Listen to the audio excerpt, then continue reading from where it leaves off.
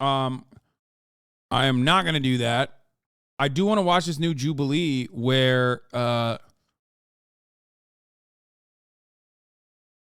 Jubilee where like they fucking call me out in the beginning of the Jubilee, and I want to see it. I want to watch it. I have no fucking idea what's going on. I watched it earlier this morning. That shit was crazy.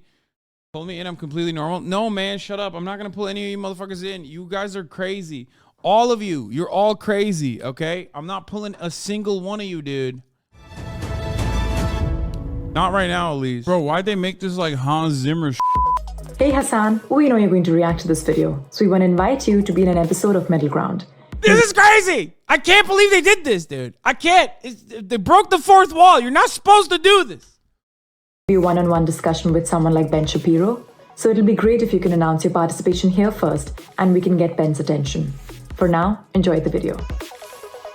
Hassan Piker versus Ben Shapiro in an episode of Middle Ground. I mean, I'm fucking down, but like, I doubt that he would do it.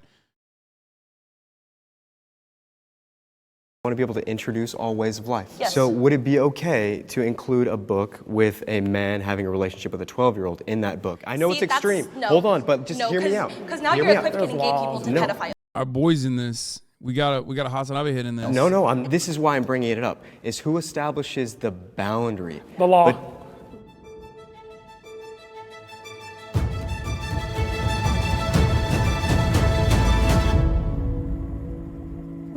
That's our guy.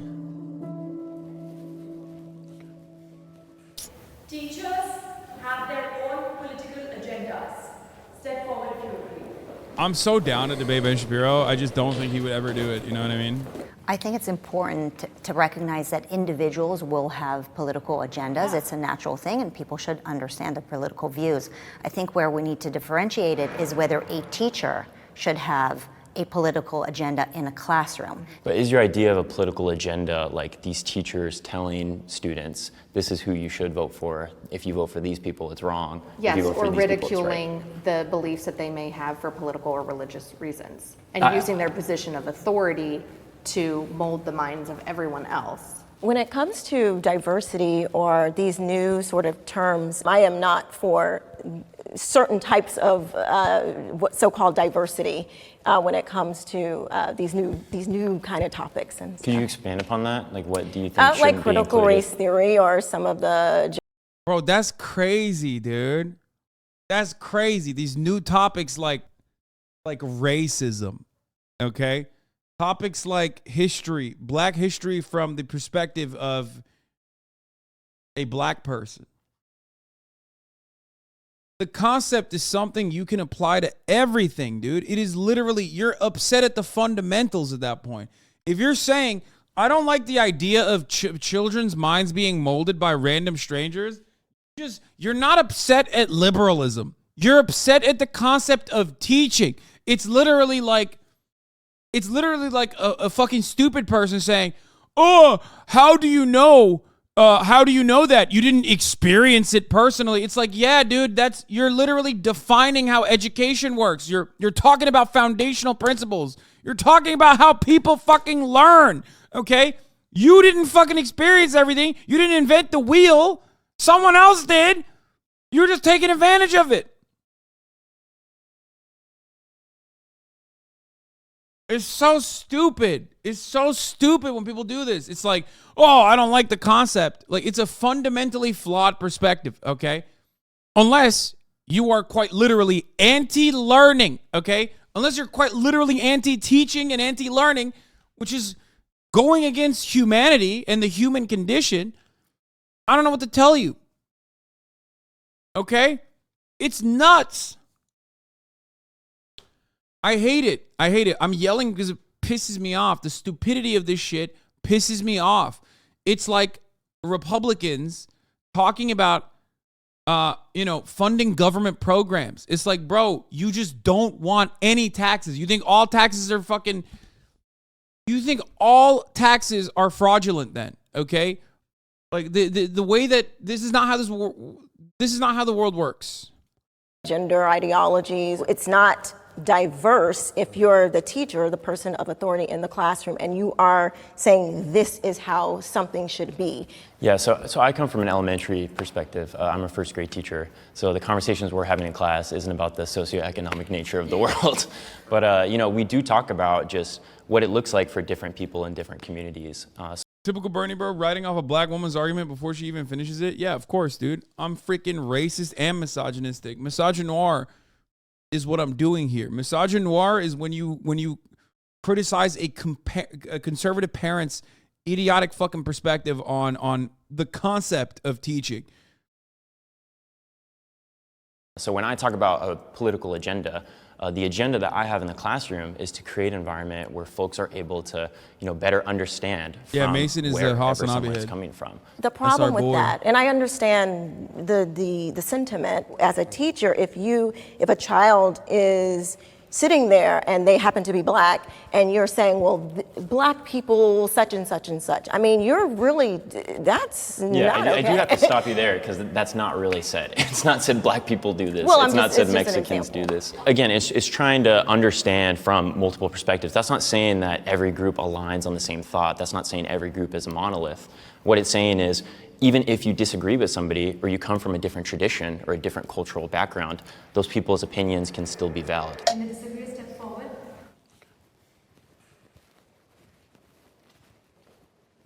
What does it I'll take be to honest, get recognized as a as a said Hasanabi head?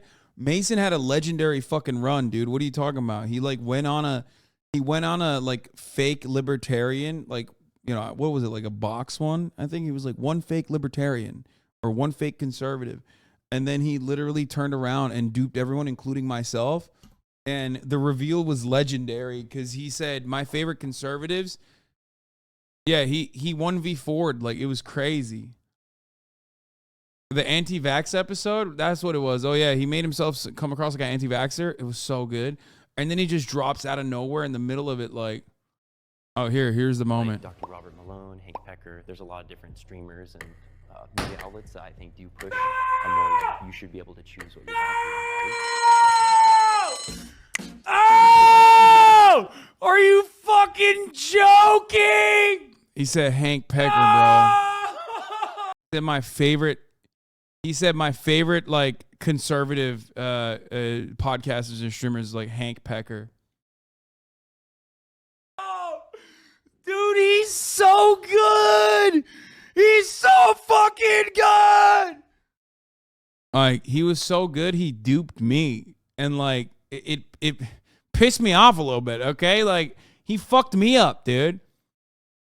When you're so good at doing conservative talking points that you even got me, Hank Pecker, duped, is fucked up. Sure, especially after COVID and all of that, I don't have time for a political agenda.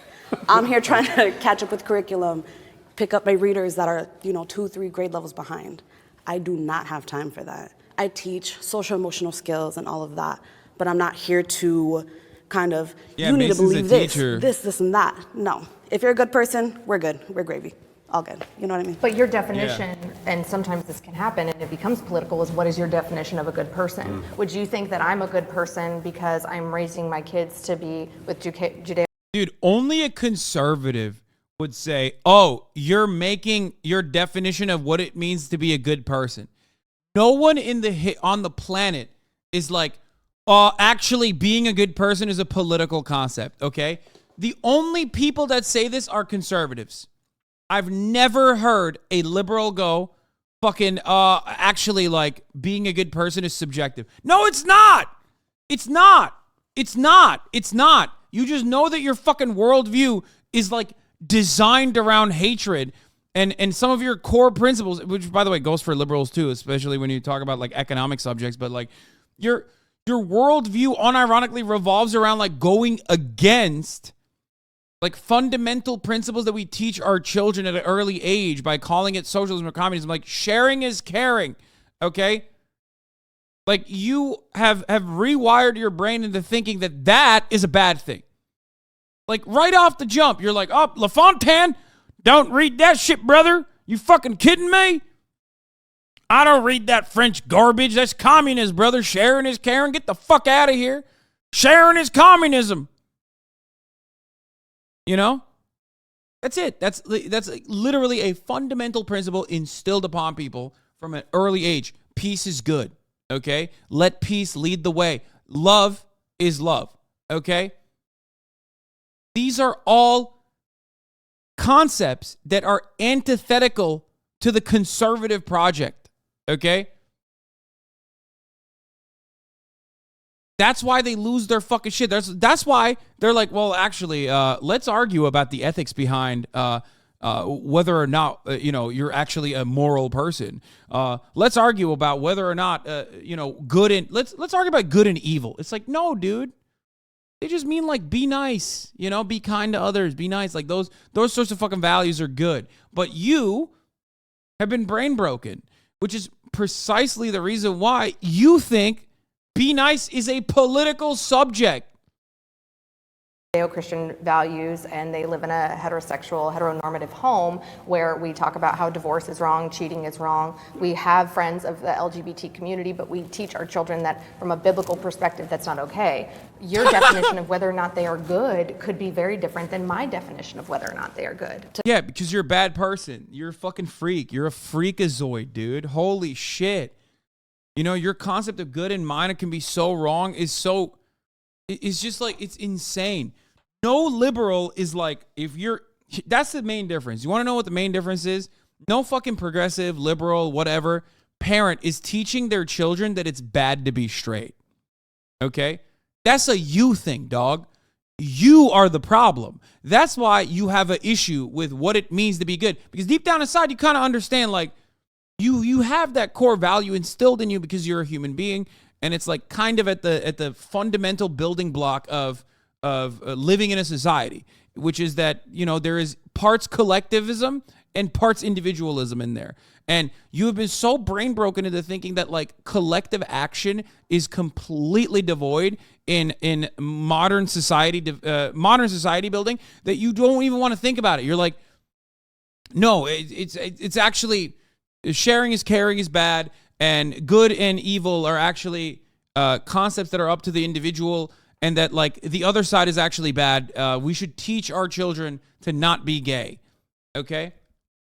It's so stupid. No gay parent is like, hey, by the way, if you want to fuck like, the members of the opposite sex, like you can't do that. That's not a thing. You're the only dumbass doing it.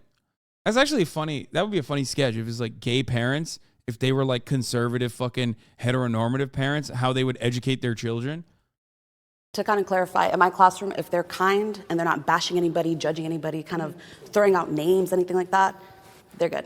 It's not to say that topics like that don't come up in class. And I do open it up to discussion. I just keep it clear that this is a safe space. We don't judge each other. We're not going to bash each other. It's going to be Austin. No, Austin is way too... Unironically, Austin is so fucking straight-coded, he wouldn't even be able to do that. I understand you have your own experiences, but we're not going to come in with an agenda, you can say. And I feel like this idea of parents and their teachers of their political biases and all of this is just all of this fear that is clouding their judgment, clouding... Except we have numerous, not just... We have experiences. Yeah, my own child, first week of school, what pronouns you wanted to go by.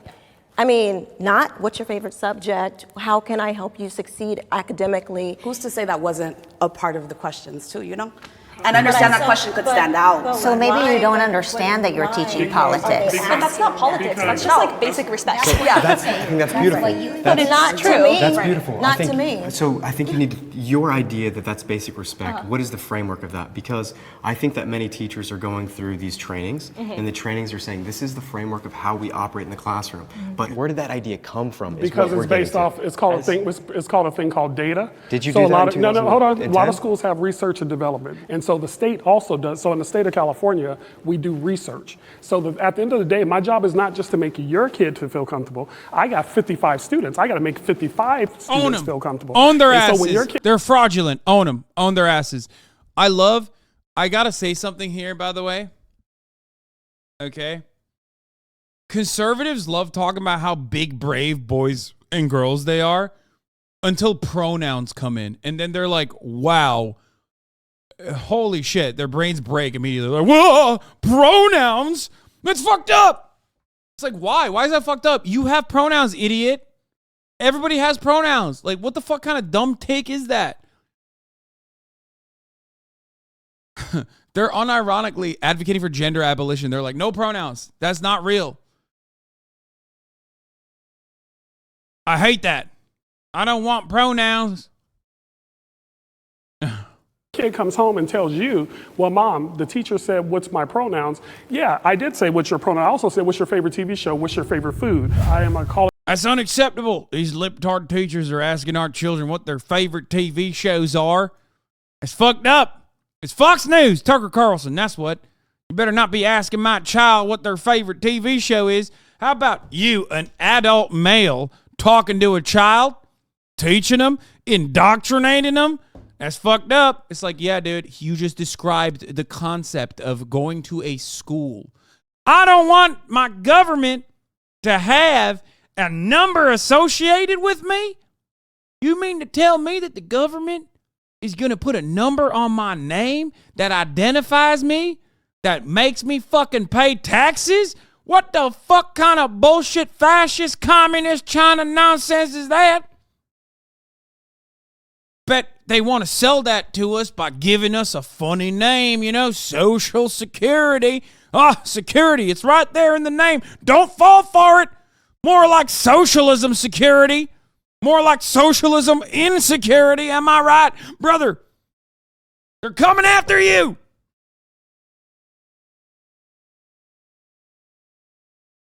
One of my favorite fucking concepts on the planet is like, stupid conservatives describe normal government functions, but in a scary way because they don't understand how it works and they don't even understand that they're a part of it. They're a part of that fucking design. They're part of that system. They've been living under it for a very long time, but then they describe it in a scary way. They did this so much with like the vaccines, right?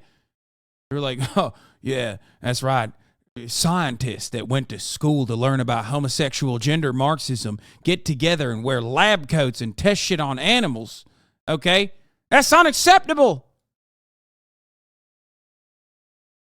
That's crazy. They're testing stuff on animals and then they're giving vaccines to those animals. I'll tell you what. Not putting that shit in my body. College professor now. I was previously a 3rd, 4th grade teacher. Teaching 3rd and 4th grade was horrible. Dealing with parents who thought their child was special and should be treated a certain way. It just wasn't doable. The constant complaining, the accusing people of doing things that are not going on in our classes, not being enough for their child. It was just too much. When parents don't have the knowledge of what goes on inside of a school, I think it's important for those parents to go to the school. And we as educators like our parents to be involved. You know, again, I have too many Be careful what you wish for, my man. Oh, no. Students to push an agenda. I do my job, what they pay me to do. Discussion about sexuality doesn't belong in schools. It's like, bro, they're teachers, dog. They teach. Like, every aspect of human existence is being taught in schools. Like, you don't get to pick and choose that. That's crazy. That's crazy. That's a crazy fucking concept. Holy shit, dude.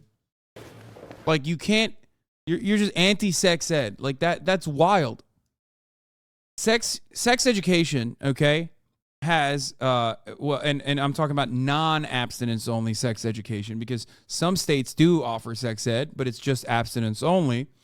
Outside of abstinence only sex education, states that actually do offer sex ed demonstrably have positive impacts on curbing back teenage pregnancies and child pregnancies. Isn't that crazy? That's wild that if you look at a fucking map of states that don't allow sex ed, and then you look at teenage pregnancies, it's almost like there's a correlation there.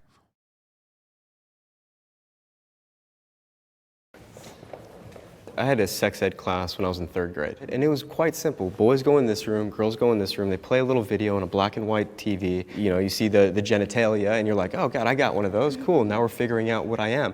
The fear is these schools have no...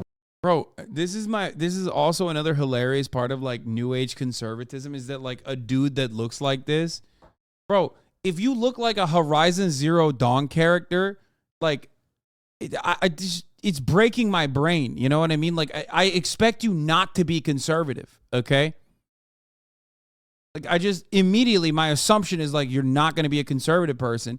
And now every bike messenger looking motherfucker is like, I'm conservative actually. Okay. It's crazy. QAnon has like broke so many crunchy granola motherfuckers' asses, dude. Like, if you look like you're coming back from Burning Man, do not tell me about, like, you know, gender binaries, dude.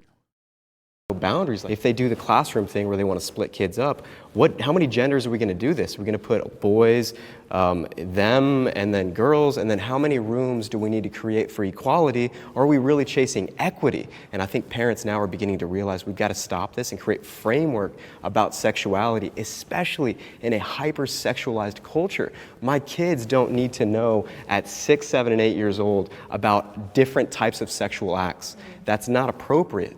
People think this is such a fucking... Dude, why are they arguing over shit that doesn't happen in schools, man? It's like, bro, that's not happening. Like, your teacher is not teaching. Oh my God, dude. It's literally just made up. Like 80% of the conservative grievances are just made up, okay? You're like, oh, where'd you hear that? Oh, the friend of mine's a teacher. And they told me. It's like, no, they didn't. You just saw that on a fucking Facebook post. And unfortunately, because of our like increasingly online existence, your brain has no way of distinguishing what you actually like learned from your own personal account of a situation and what you saw on your Facebook timeline. It's crazy. Zero Dawn looking ass. Yeah.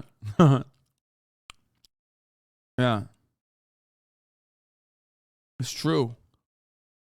I think that this is just kind of happening. It's a one-off. It is in so many schools. Where I live in Florida, there was a poster going around where kids could text anonymous strangers to get information about sex. And on this poster in school, want to get laid? Wow. That's not true. That never happened, okay? And if it did happen, it was 100% some fucking pedophile libertarian. We're talking about Florida after all, okay?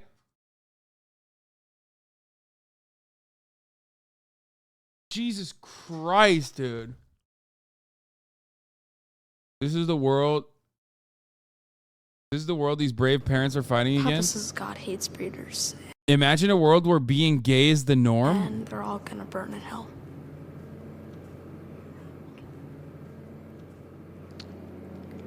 Well, can I kiss you just one last time? Please, I don't know when I'm ever going to get to kiss a boy again.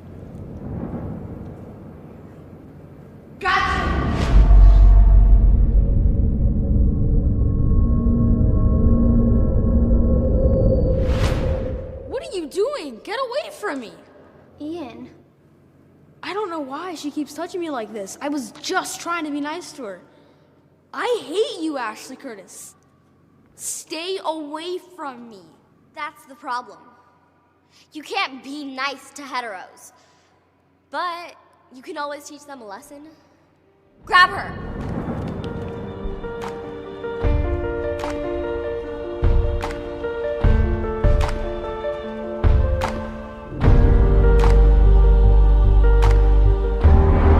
Wait, I don't get it. Like, is this pro or anti-gay?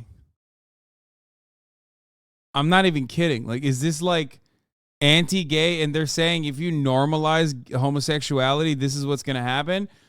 Or is this pro-gay and they're saying like, you know, this is what you're doing to gay people? It's so poorly done that it could go both ways. Yes? Question mark? Both. It's both. It's whatever you make of it. You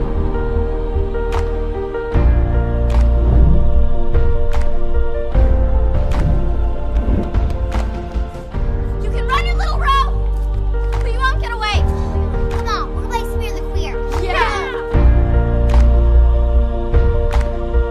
Bro, I have to watch this. I have to watch this from the jump. You're blind. It's not pro or anti-gay. They're just saying heteros are annoying. True. It's pro-gay. There's a suicide scene later in the vid. Okay, I'm definitely watching this from, like, I'm watching this. Not right now, though, because I want to finish this, and there's like 30 more minutes. I mean, it's beyond, and there is a push for pleasure-based sex. Pleasure for who? My oldest is 9 years old. She's in 3rd grade, and she's been exposed to. What the fuck? Bro, what is she saying? Like, bro. That's not like, that's crazy. That's crazy. You're crazy. They're not teaching 9-year-olds how to fucking finger themselves, dude. What the fuck? I can't believe I even said that word. Like, conservatives are so fucking psychotic that, like, I'm, like, you're living in a universe where, like, even addressing the psychotic shit that you're saying is insane. It makes me look like an insane person. Fuck! It's literally the fucking, the pedophile defense brigade. You know what I mean? It's like there's something kind of weird about, like, pedophile hunters that are, like, obsessed with, like, presenting themselves as fucking children on the internet all the time. They'll, like, catch pedophiles and shit. It's like, after a while, you just become hysterical. You know what I mean? And that's what these conservatives have done to themselves.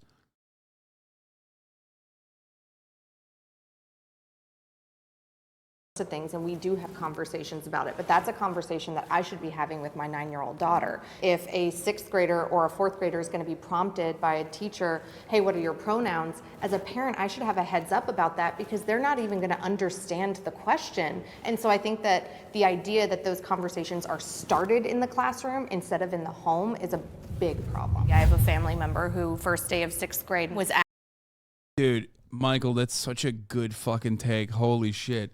The kill your local pedophile rhetoric hits so hard for so many shitheads because it's like the one type of person who's worse than them. That's why the shit gets so dangerous so quickly. They truly think they're doing some heroic act. Yeah, that's right. When you're the most annoying person, when you're the most, like, mentally fucking stunted, mind-bogglingly evil dickhead in the fucking, in the little homeowners organization that you fucking live in, the one person that is, like, demonstrably worse than you is a pedophile. Okay? You're just a bad person, and then there's only one guy that's worse than you is a pedophile. That's why you, like, grab onto that.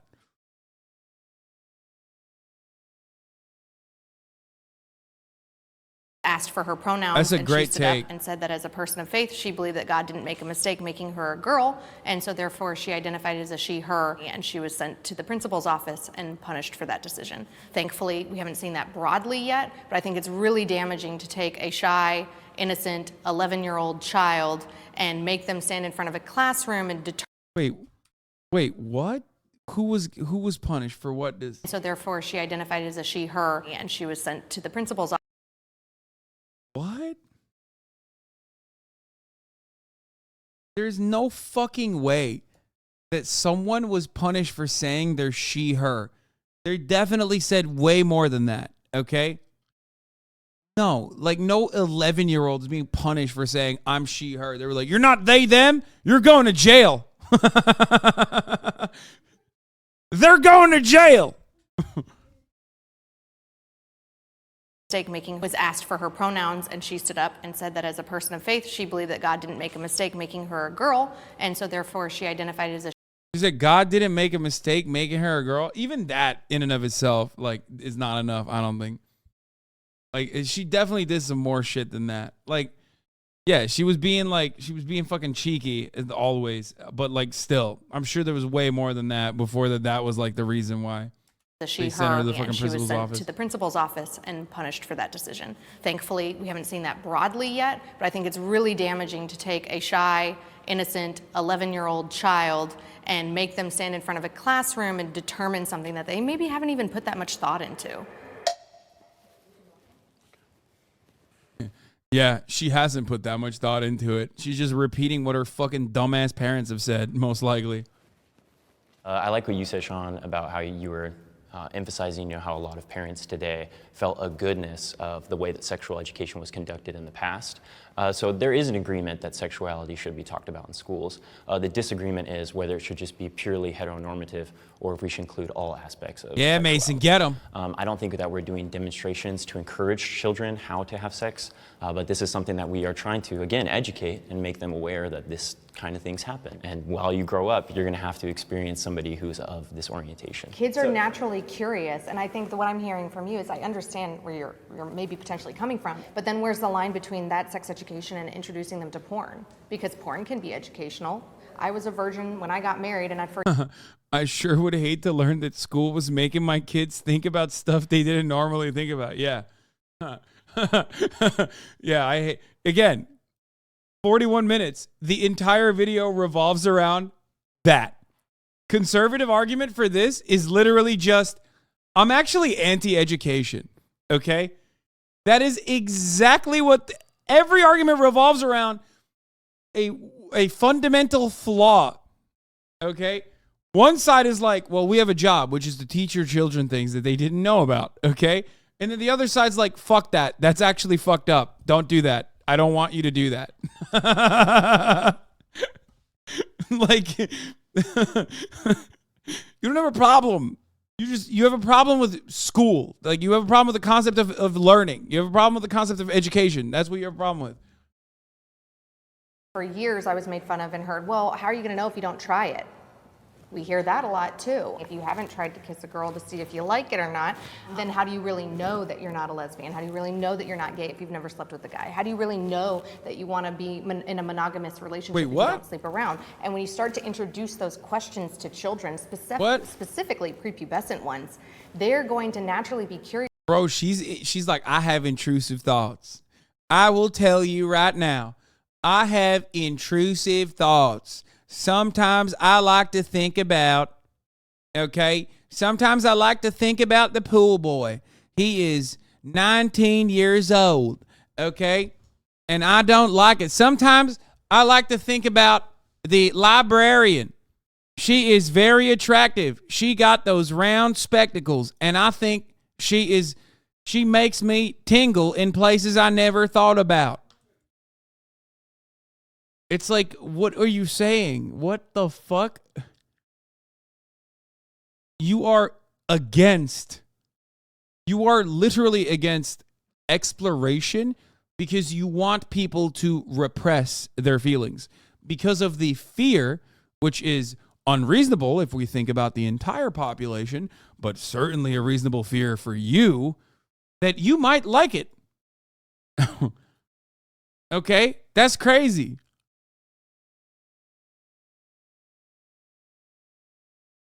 And their emotional and hormonal maturity is not there to be making those types of decisions that have lifelong impact. Well, you're right, and a lot of them are learning at home because just like you guys are saying, they come home to tell you things. Well, by the way, the other hilarious part about that argument is that, like, she is right technically, but not in the way that she thinks she is. If you repress your sexuality like that, yes, of course, sooner or later, it is going to lead to complications in your life.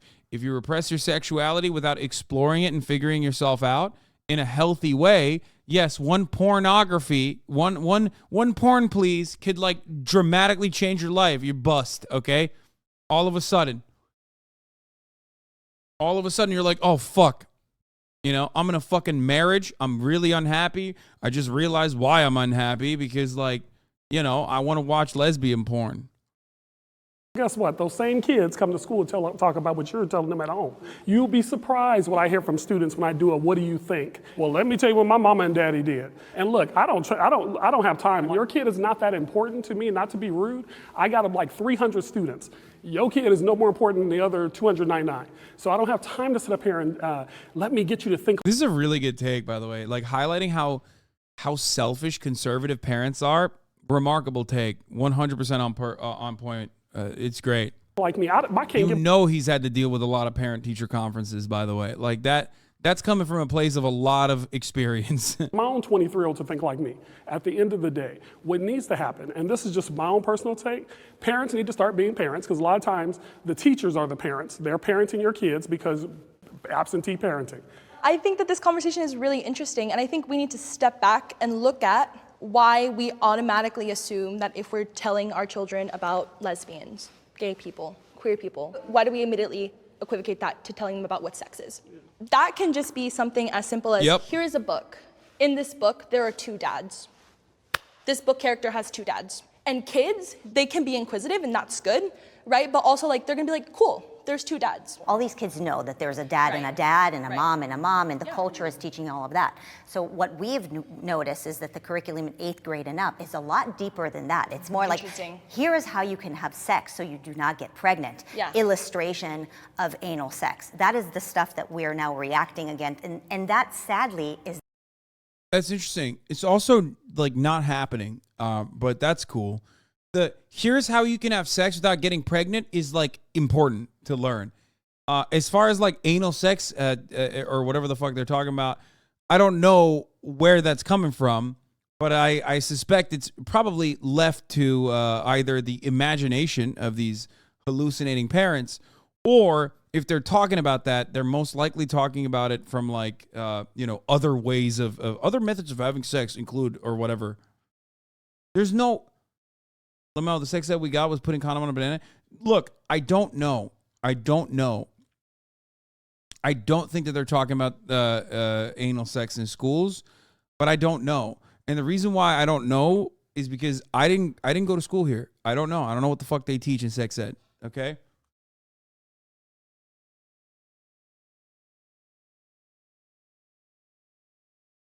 We can't teach too much sex ed because we have to plan for the likely school shooting.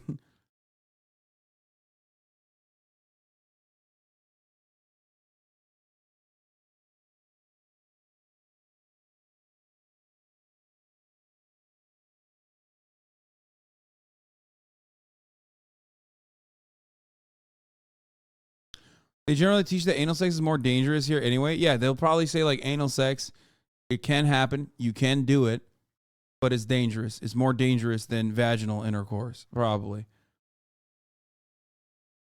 They're talking about what kids can learn on Tumblr and not what they learn in schools. These parents can't differentiate. No, I used to teach sex ed, and they don't teach that here at all. These conservatives are crazy. In sex ed, I never learned alternative ways of having sex. They just taught us how to be safe during. Yeah, they just... Like, usually from what I understand or from what I've seen, it's just like a banana and a fucking condom. Safe sex measures. Which is good. That's literally what you're supposed to learn. How to prevent STIs, things like that. That's it. Which is, you're going to learn that. You're going to need to learn that. It is demonstrably a positive thing to learn. It's like, it's so weird that we're so puritanical that like sex is categorized as like a broadly different thing. Like, motherfucker, at that point they're learning about war. Can you imagine parents pulling up and being like, I can't believe they're teaching about World War I and II to our children. A lot of people died. I don't let them watch R-rated movies. Why are we letting them watch R-rated? Why are they learning about R-rated history? It's like, what the fuck?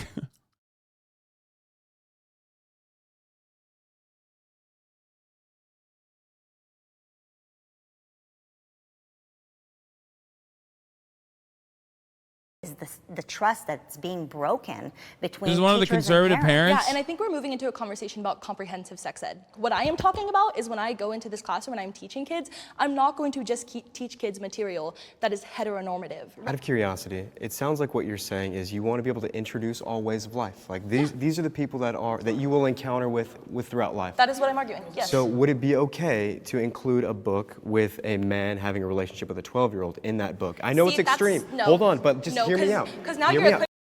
Bro, there's a difference between pedophilia, which is not a victimless crime, and consensual homosexual relationships.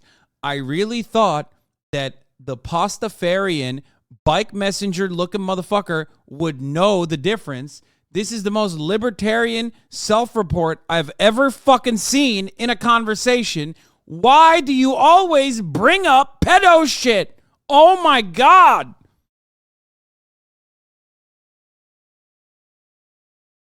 They're crazy. They're crazy. They're crazy. They're crazy. They're crazy. They're so crazy. Equivocating gay people to pedophiles. No, I'm not. And no, that's not okay. That is not. You're drawing a line that I'm not drawing. And you're definitely crossing a line. That I should agree. never be I agree. crossed. I agree. And this is why I'm bringing it up: is who establishes the boundary? The law.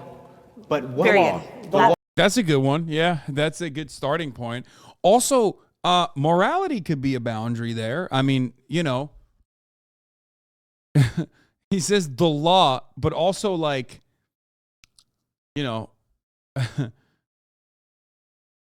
law is But the law that's been signed in some blue I'm states, sorry. No, they there's do. laws against between adults having sex with children. Now, if a student had two parents who happen to be of the same sex, I'm not going to sit there and discount who they are in my class. I cannot do that. I signed a contract. I would never ask anybody to uplift or It's like, just like I can't say that Palestine is a country.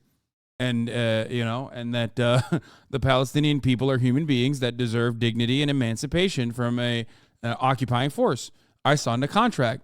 It's called the anti-BDS contract. I'm a teacher in Texas. By the way, look that shit up. That's the real, for the record. That is a real thing that they make you in fucking Texas sign. Okay? For those of you who don't know, you're like, why the fuck would that be a thing? Yeah, look up anti-BDS laws in Texas. or suppress any child. I want there to be equality in the classroom. What I am saying is that there are factual instances where this is being taught in classrooms. I pulled my children out of public school because there are so many instances of this happening. I am a parent. I'm looking in the book bag every day. I'm checking in with homework. I am talking to the teachers and the God, you know she's the most annoying motherfucker at PTA. principals, and I'm involved, but we didn't know that, you know, during class, there were images shown of literal sex acts or describing certain situations that were inappropriate for young children. We have a belief system at home, and the children want to break the boundaries of that belief system naturally because we're human beings. That's just what we do. And we're trying to confine them to a set of beliefs to say, this is what is right in our home. And we're seeing the schools get funding from Planned Parenthood. They tried to pass a bill to put medical facilities to offer abortions in high schools here in California. And it's gradual, right? It starts with, this is a book that has two dads. This is a book. Bro, first of all, that's a great idea. Number one. Number two, okay. That was literally, that is 1,000,000% like a provision that allows like the school nurse to make like, as long as they have the proper certifications, to make like medical assessments on things like that, so, and then refer them to a clinic. And then conservatives took that and ran with like, they are forcibly aborting your teenage pregnant daughters. Okay, like it's always some shit like that. It's always like a major red tape involved, like bureaucratic decision that like gives just a fraction more comfort to teenagers going through a tough time, right? To make like a medical decision, right? And conservatives will turn that into like the school nurse can offer condoms to students to like they are both forcibly impregnating our daughters and then forcibly making them do abortions. That's what this bill is. That's what this bill is about. It's like, no, that's not. You're insane. You're an insane person. Book with two moms. And it's just a gradual curiosity that could leverage and break away that child from the root in the home. My education growing up was fully public education. College is where I started getting a curiosity for truth and education, and I think I'm so passionate about the education system today because it is obviously broken, but how do we fix it? Many of these progressive ideas in fixing it is just more empathy, sympathy, safety, but in reality, I see the public school system isn't actually accomplishing the goal of what education is, which is teaching critical thinking, how to understand, how to ask good questions. I love that this guy thinks he knows how to do critical thinking. It's just like, you could not be further from the truth, my man. And then comprehend how to problem solve. Oh, God. Action is racial discrimination. I'm more annoyed that his haircut is cool. There was a high school down the street from where I live in Los Angeles that encouraged all the kids of color to apply for their school play. And only once all the kids of color received whatever positions they wanted, then the white kids could apply. That, in my opinion, is an example of discrimination. The fact that we now have Harvard has black-only kids' dorms, that to me is segregation. With affirmative action, we've seen with Harvard lawsuits and other things how it's backfiring and it's picking and choosing of which minorities can and cannot have success. It was done to try to create or make up for the wrongs of our past, but I think it's really backfired. Yeah, it's really, I mean, excluding those excelling students in other races to fix the problems of the past, like you said. But I think the past, there were a lot of minorities that were excelling and doing really well. Despite the foot of the Exactly. government. And like, Where? What? No, there weren't. What? No, they were like, what? Bro, he's not talking about like, the fuck's he talking about? Is he like literally saying like, oh, in the past, like there was what, like some people really excelled at like what, fucking picking cotton? Like what the fuck's he talking about? Like, the wrongs of the past are literally like slavery and segregation. Like, what the fuck do you mean? What, does he mean the past like 10 years ago? Like, what the fuck is he talking about? What kind of fucking take is this? I do not understand, Mr. Critical Thinking. What the fuck?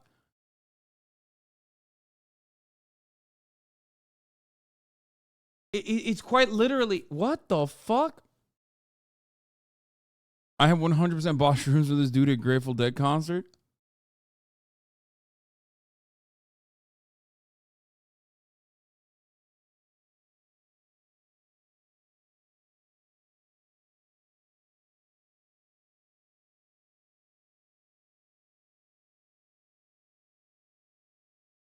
I actually don't understand what the fuck he's talking about. Like, what?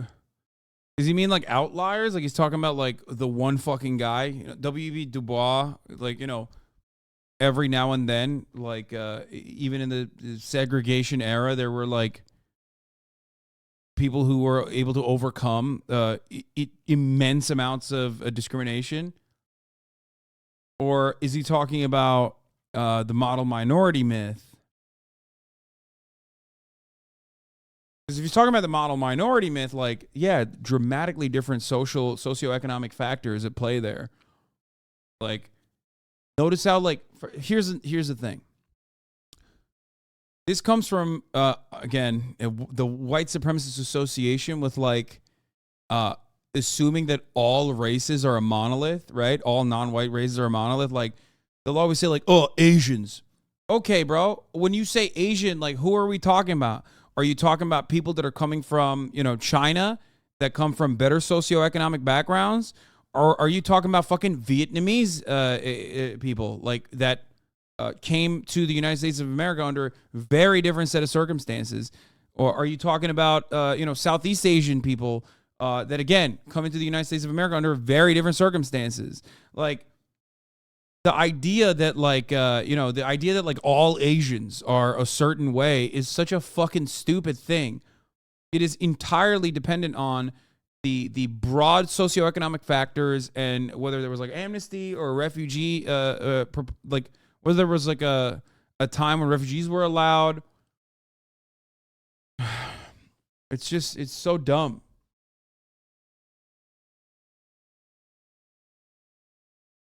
Yes. Kudos to them. Yes. Incredible, strong human beings. And we shouldn't have that discrimination in any way anymore. But unfortunately, it has become a discrimination against other groups. Yeah, it's racism. It is racism. If you are taking a group of people and Oh, the guy who shot up the LGBT bar is apparently the grandson of the GOP California State Assemblyman Randy Vopel from San Diego, who voiced support for the January 6th Capitol attack.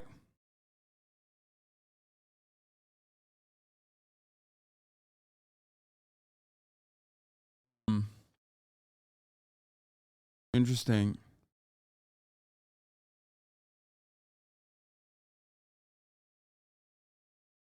I wonder why they didn't do anything about it, and his record was expunged as an adult, or not expunged, but sealed as an adult.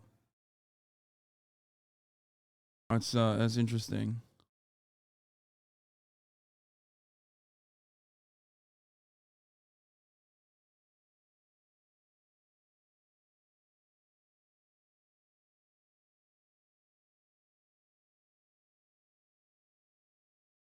You mean tell me that the GOP may have terrorists in their midst? Surely this will shock the world. The Sean guy's organization is so normal. Definitely just a conservative parent. Oh, yeah, this is a trick that they pull all the time. So conservatives have a lot of people with like disposable income and like a lot of free time on their hands. They love making these like idiotic fucking organizations. Oh, he's a 3%er. Wait. Does Sean have a 3%er tattoo in his hand? Oh. That's interesting. Okay, well that brings up a lot more. That's not him. Wait, really? That's not him? Revival is to spark the hearts of men to get activated once again. Let's show people what freedom really. Oh, that isn't him. That's another dude. What the fuck? That's literally another dude with the same hair. What the fuck? Looks like freedom is joy and hope. That's crazy.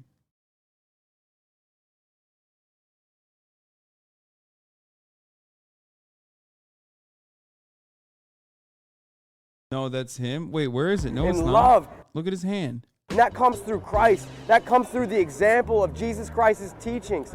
This is it. This is the birth of something great.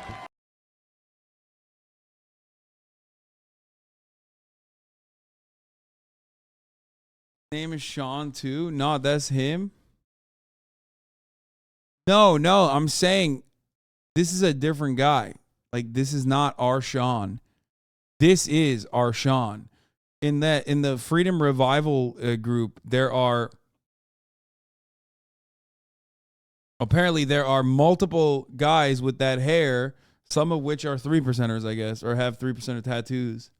Comes through Christ. That comes through the example of Jesus Christ's teachings. This is it. This is the birth of something great. So the Bible says that where the Spirit of the Lord is, there is freedom. And that's what this is about. This is about... Yeah, there was another... Dude, that's so cool. Like, Rasta libertarians. Dude, that's all... Oh, that's the guy. Too, we're making an effort to try and get politicians to actually care about the people and not trying to follow a political agenda. It's about freedom in every aspect. That's the guy who has the tattoo. What the fuck? By the way, this is a thing that they do all the time. They do it on fucking Fox News and they do it on Jubilee as well. Conservatives have so many of these like psychotic fucking 501c3s that are like about, you know, preserving the safety of our children's genitals or whatever the fuck, right? And then, you know, they'll always have like a concerned parent come on, and it's like the guy is like the leader of the Penis Inspection Day momentum group. You know what I mean? It's like, well, you're not just a conservative parent, dude. You're not a conservative concerned parent. You're literally the leader of the Penis Inspection Day movement group. Okay, that's a whole different thing. That's what you're doing.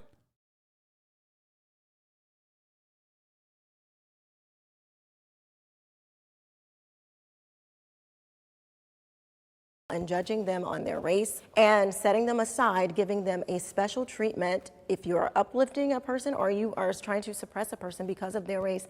That is racism. So we're supposed to believe that someone like Barack Obama's children are like struggling because they're black? Like that's ridiculous. Damn, she's just fucking owned racism, dude. That's awesome. Yeah, she just owned it, dude. Everyone's always saying that, by the way. People are saying that systemic racism exists, which is why Barack Obama's children are suffering. That's what that means. To be fair, I'm going to be as charitable as I can to her because we live in a liberal, we live under this like incredibly powerful liberal hegemonic culture that obviously the idea of class and your class position has been like completely wiped clean from our understanding of ourselves. So she can't even comprehend that like there could be one identifier that is more powerful than the others when determining someone's future. So that's it. That's where this fucking idiotic nonsense comes from. Ridiculous. So I pulled my oldest daughter out a public school in Florida. We were having debates about pulling down statues and changing names, and some of the school board members and some of the activist groups were saying that black children could not learn because of names on buildings, and that is completely asinine to me. It basically says that because we have a higher level of melanin, somehow our brains don't work. And every other kid could walk into the building and get the education that they needed, but somehow... God, I fucking hate, like, ugh. I hate how, like, I'm actually smarter than everyone she is, too. She's like, I'm in on something that no one else is. I'm a critical thinker, unlike the rest of the blacks. Like, okay, dude, chill. What the fuck? Like, you haven't arrived at like one fucking thing. You haven't arrived at like one correct position this entire time. And every single time you fucking bring this shit up, every single time you bring something up, it is completely made up. It's a completely made up grievance. Okay, no one is saying that like, oh, students can't fucking learn, or black students specifically can't learn education or the things that they're being taught because like there is what do you call it? Because like the fucking school names are a certain way. No, it's just more so like another institutional. It's just another institutional reinforcement of like where black students are going to school. Okay. It is the same exact concept as putting a fucking Robert E. Lee statue outside of a courthouse during the civil rights movement, okay? It is to remind people what this country was built on, okay? White supremacist foundations. So defending that is really stupid. Like, it's just insane to me. Defending that as a black person is additionally stupid. Not for you black children, and I found that to be just disgusting, and I did not want my children to have any type of idea coming from authority figures who believed in such things like that. First of all, I would like to say that affirmative action programs, the biggest beneficiary according to the data, and this has been government data, has been white women first and foremost. Second of all, I would never use Barack Obama's kids as a barometer for anything because they do have privilege as well as Will Smith kids. But if we talk about Laquan Smith down the street that nobody knows, there will be some impediments based on his race. Yeah. Why? How do you know that? Because people do What the fuck? Dude, oh my God, dude. Oh my God. Class, dude. Class. Black people were systemically robbed of playing a fucking role in society that profited off of their labor for hundreds of fucking years. And then on top of that, even after the abolition of slavery, they were still utilized as a way to drive a wedge between the working class. Ultimately, there are two things here. You either think that black people are across the board experiencing economic results that they do where they underperform as a consequence of intrinsic factors, where you literally have to admit that you are just a racist person and you think that like black people are inferior or some shit, or external factors that are completely outside of their fucking control, which means systemic racism, which means you have to exist as systemic racism happened and it's still happening. That's it. It's not that hard to come to terms with this reality.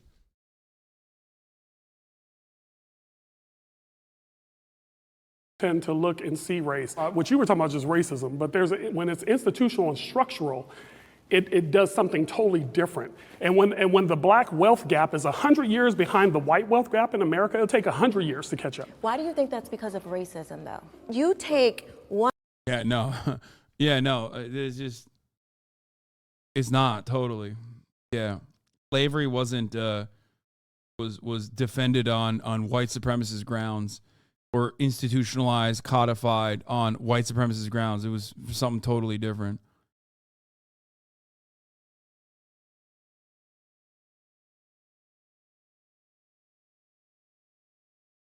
One thing and say that is the cause for every person of color. The data What data? What data is saying that black people are behind? Because there are many black people that aren't behind, that are doing much better than other people. No, you're absolutely right. And there are outliers in every single community. There are very strong, members of the black community that are very affluent. There are also a majority that live in poverty. And if we see a bunch of cities that are majority person of color, and we're trying to recognize why have these places stayed at a very stable poverty line. But there are systemic reasons to why these communities are like that. How would you I would say probably because of policies that are in those cities. Yeah, no, she doesn't think it's racist policy. She's going to hit the Thomas Sowell. Get ready. Get ready. Get ready for the welfare. Get ready for the welfare note. Racist policies, absolutely. Hold on, we got to define terms. When would you say that? Oh, they cut her off. Oh, no. She was going to hit the Thomas Sowell, dude. What the fuck? Yeah. She was gonna say like it's because black people are too addicted to the government dime. You know what I mean? That's what it is. She's about to say welfare, 100%. As crazy at the top of the hour ad break just cut you off so aggressively, you know?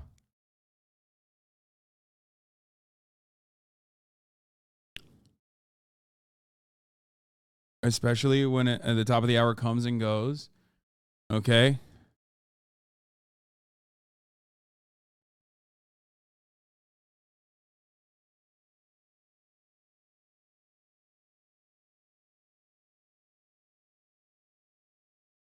But if you no longer want to see those ads, all you need to do is subscribe, which you can do for $5 or for free with the Twitch Prime. Or by getting gifted a sub if you're lucky. Okay. Woman Hamburg now. GOP Lemon Party. Thank you for the 531 gift. Boston Compton became the way that it is. Was it like that in the 40s and 50s? No, it's a growth. No, I'm asking you. From redlining policies that were enabled. In California? Yeah, absolutely. California put in racist policies. I would never deny that. Bro, this guy thinks California didn't have redlining. That's crazy. No, dude.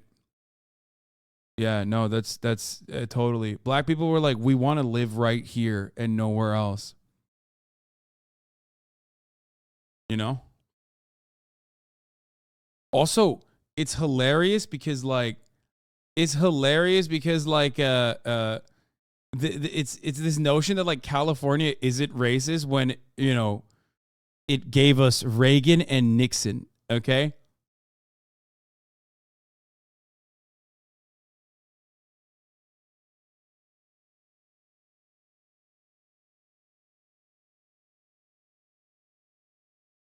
No, you guys don't understand. Like, you guys don't understand. There are just white enclaves and black neighborhoods for no reason. Okay, guys? That just kind of happened, you know? It wasn't like designed through financial tools and other systemic ways. That just kind of happened.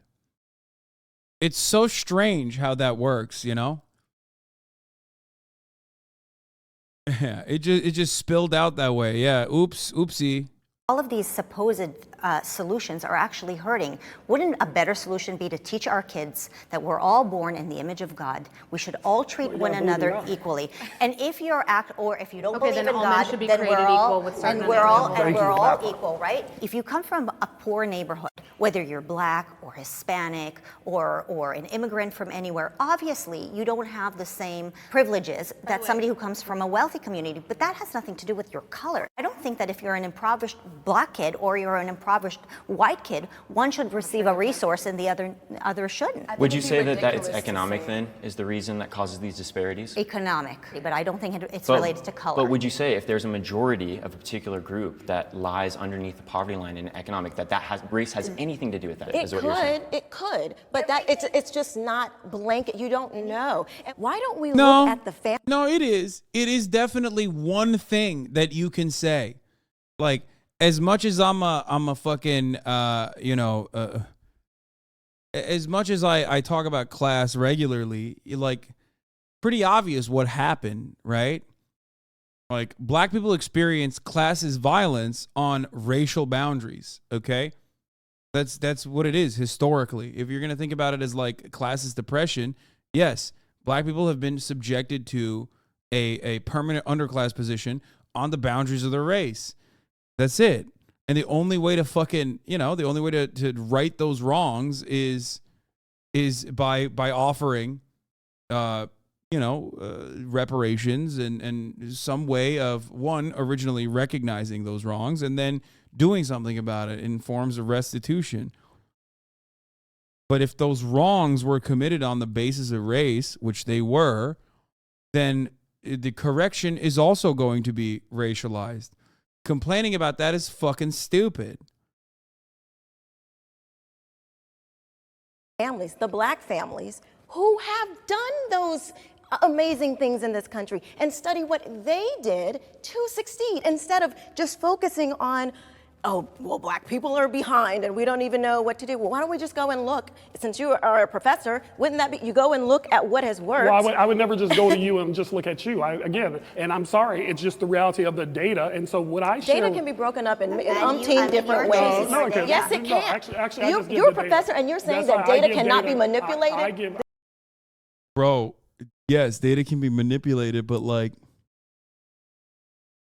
that's true, but like, what do you think? Like, the data is manipulated? That, the data that shows black people having worse outcomes overall, if you strip them of every other, quality, okay? If you look at a black middle class family and a white middle class family, and the black middle class family underperforms in comparison to the white middle class family, how do you think that happens? Why do you think that happens? Do you think that there aren't still racist policies in place? Because if you don't recognize that there are still racist policies in place, you just straight up are saying the black family is underperforming because they're just inferior to the white family. That's why I always say there's only two ways to look at this. It's either some intrinsic factor or some external conditions. If you recognize that it's external conditions, then you recognize systemic racism. If you think that it's intrinsic factors, then you think it's just racial inferiority.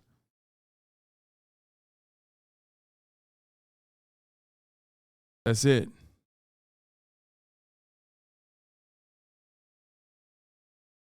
This is why my kids do not go to public school anymore. And I'm glad they don't. I just think it's interesting. I'm thinking of like an anecdotal story I have. Last year, the school that I taught at, Deep East Oakland, I served majority black and brown students.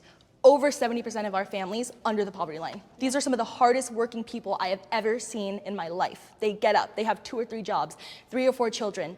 I would argue because of their economic status, right? Because of liberal policies that is the government telling them that they can and cannot succeed, because of how high our property taxes are here, because we do not have school choice where they can take their dollars somewhere else. If you put...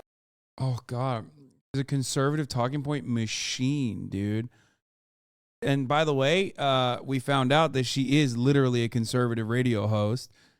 That's why you literally have like actual liberal teachers going up against someone who like professionally propagandizes, okay? I hate that. Yeah, super high property taxes are the reasons why black people are suffering under our current economic conditions, which, by the way, famously, white people don't pay property taxes. Man, if you're trying to fucking identify racial disparities, okay, then don't look at such broad, don't try to fucking, apply this insanely broad solution to it that almost immediately undermines the point that you're trying to make. It's like, oh, welfare, a dependence on welfare, liberal policies, taxes are too high. It's like, that's an interesting perspective, but like white people are paying those taxes too, so why are they not experiencing the same kind of fucking outcomes?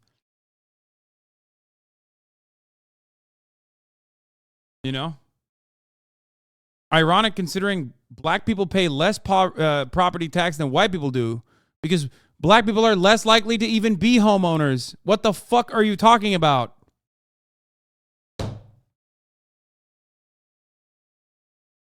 It's like, it's literally like saying, yeah, black people are falling behind white people in modern society because of the corporate the corporate tax rate, like, or because of the top marginal tax rate. It's like, literally, statistically speaking, they're less likely to be impacted by the thing that you're talking about.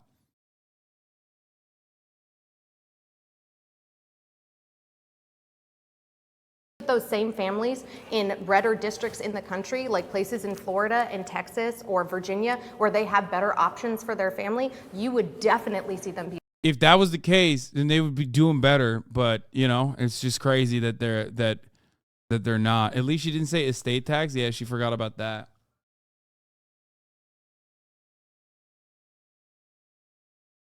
Able And to where succeed at black different- and brown children are still underperforming in schools? But coming from Florida, the school that I was at, it's graded from like A to like D, F. When I started there, it was a C school. Very poor performing. And technically, sure, they have school choice. They don't have state tests anymore. But they're still so badly performing. The community of it. She's so mad. Oh my God, dude. It's crazy.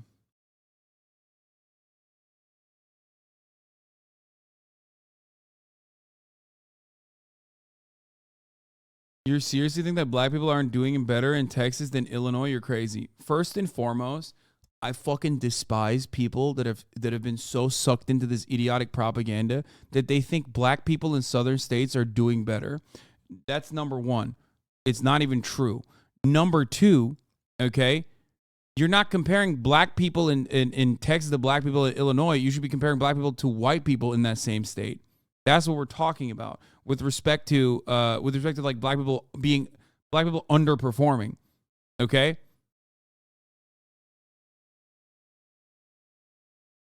And in that circumstance, they're still doing worse overall. And also, once again, I need to repeat myself over and over again. I hate this idea that like black people in the South are doing really well when no one in the South is doing well across the board. Okay, yeah, black people are thriving in Jackson, Mississippi. Exactly. I've lived in the South and the North. I live in a community with 60% black New Orleans. Definitely doing better in the South. We have more interracial marriages in Louisiana than any other state per capita. I wonder why. Maybe because, and this is like, if you told this to a liberal, they would have no answer for this because liberals only think the South is just like white people. I, on the other hand, am aware that there are more black people in the South than there are in the fucking North. So yeah, that's probably why there's more interracial marriages in New Orleans, which, by the way, is not even a factor of consideration here. Why the fuck did you even bring that up? Another fun fact from fucking New Orleans or Louisiana, if you want to talk about it, is also the fact that there's a literal slave plantation called Angola, named after the actual fucking plantation at the heart of Louisiana, right there. Like the state penitentiary is literally still named Angola after the fucking plantation, which was named after where the slaves were coming from.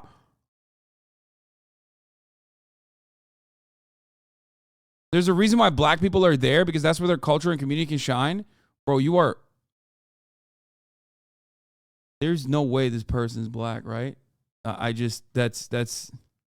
Oh, I totally get there's plenty of racism in every state, but the liberal racist racism is the most despicable because it's disguised. I mean, I fucking despise liberals that are racist as fuck too. But, and I talk about liberals being racist all the goddamn time. But what you're talking about here is entirely different. Like, you're trying to deny systemic racism. My wife is an Indian Muslim doctor, and she's never really had any issue with racism, but she's had coworkers that were black that have really bad experiences with racist whites. What? Okay, you're just like saying completely unrelated shit. You just like opened up 8 new lines of dialogue here, and I need to stick on message here, okay? Like you went on to so many different like personal anecdotes. There's a reason why there's a lot of black people in the South. I don't know if you know this. It's called slavery. That's where they were when they were stolen from their homes and ripped away from their culture That's literally it. Like, it's not like people were up north. Not like motherfuckers were in like Illinois and they were like, man, I really want to move down to Alabama, dude. I really want to get a taste of Mississippi and all it has to offer me. Like, that's not a thing that happened. Okay? Sure, there could be like 1 or 2 fucking instances, but like, that's like, what the fuck are you talking about? Even though you and I don't agree on every single subject, I think you're a powerful voice and extremely important for the internet culture. Keep doing what you're doing, bro. Thank you, bro. That's insane.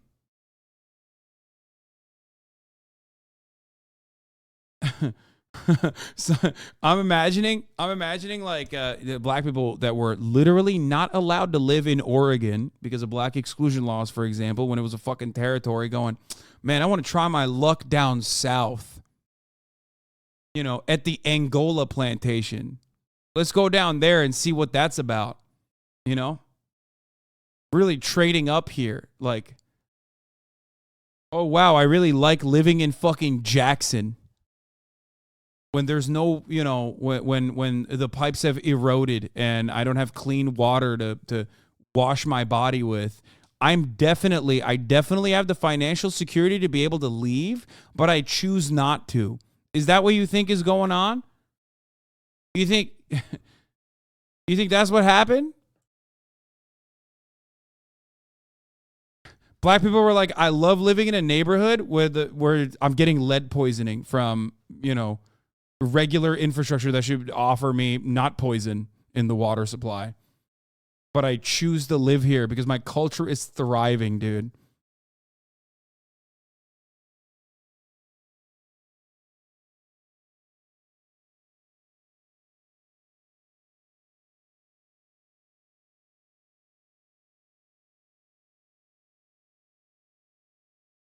It's wild because not even white people that are well off in the South and black people still have it worse. Guys trying to deny it entirely. Yeah, that's the other part of the puzzle, is that like, it's not even just black people in the South that are doing worse overall. White people in the South are doing worse overall as well. For literally the right-wing policies that she was talking about as a prescription to get away from racism.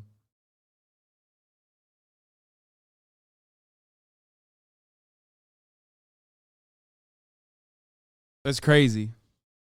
Black, brown, very little white students in that community. But not to say that student of color can't be more affluent, but I think it's ridiculous to kind of say that color doesn't play a part into disparities and just disadvantages. So in Florida, a lot of people that I had encountered weren't kind to others, and sometimes I would have coworkers. I currently live in Wyoming, where people don't even know that racism exists, even though they're all racist. Probably they've just never met anyone else. Like I said, my wife is an Indian Muslim doctor. When she tells people she's Indian, they just think she's Native American. Bro, okay, you got to stop. You got to stop with these anecdotes. It's blowing my fucking mind. You have described nothing to me, okay? Like, you think you're saying stuff, but you're not saying anything. Please listen to your wife. She would probably urge you not to fucking type these things in the chat. It seems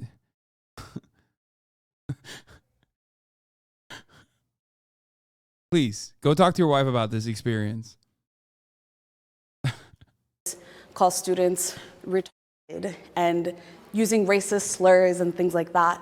And from my standpoint, hearing something like that, it disgusted me. My coworkers very quickly were able to kind of distinguish me from the rest. Like, if I was gonna come to the teacher's lounge, more hushed conversation, people wouldn't share as much as they used to, just because I would call out behavior like that. Teachers with guns make schools safer.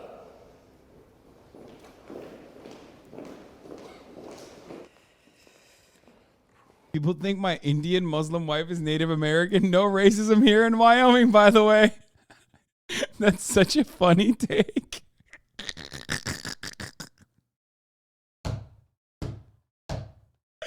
That's true.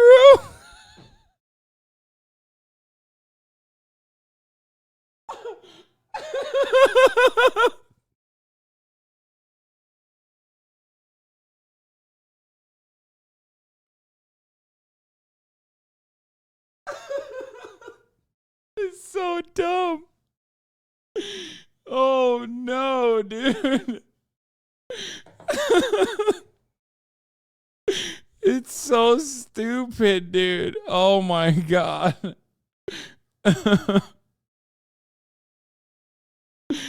Oh, it's good. It's really good. That guy is awesome. Never stop posting in the chat, brother. You got, you're on fire, dude. Thank you, KO Fishy, for breaking down what that other chatter was saying. You know what? I'm going to disagree. So I was really in between. I didn't really know how I felt about this issue at first. But then I started looking at places that had armed their teachers. Oh no, they're fucking talking about teachers with guns make schools safer. So I believe that model is Bro, good. I feel like Jubilee makes these videos for me and me only, okay? I feel like this is like mathematically made to break my brain. I'm about to have a fucking aneurysm watching this. Like every subject. It's also like scientifically the dumbest people they could find. What? No, this is actually weird. What did he do? And lead us not into temptation? What the fuck?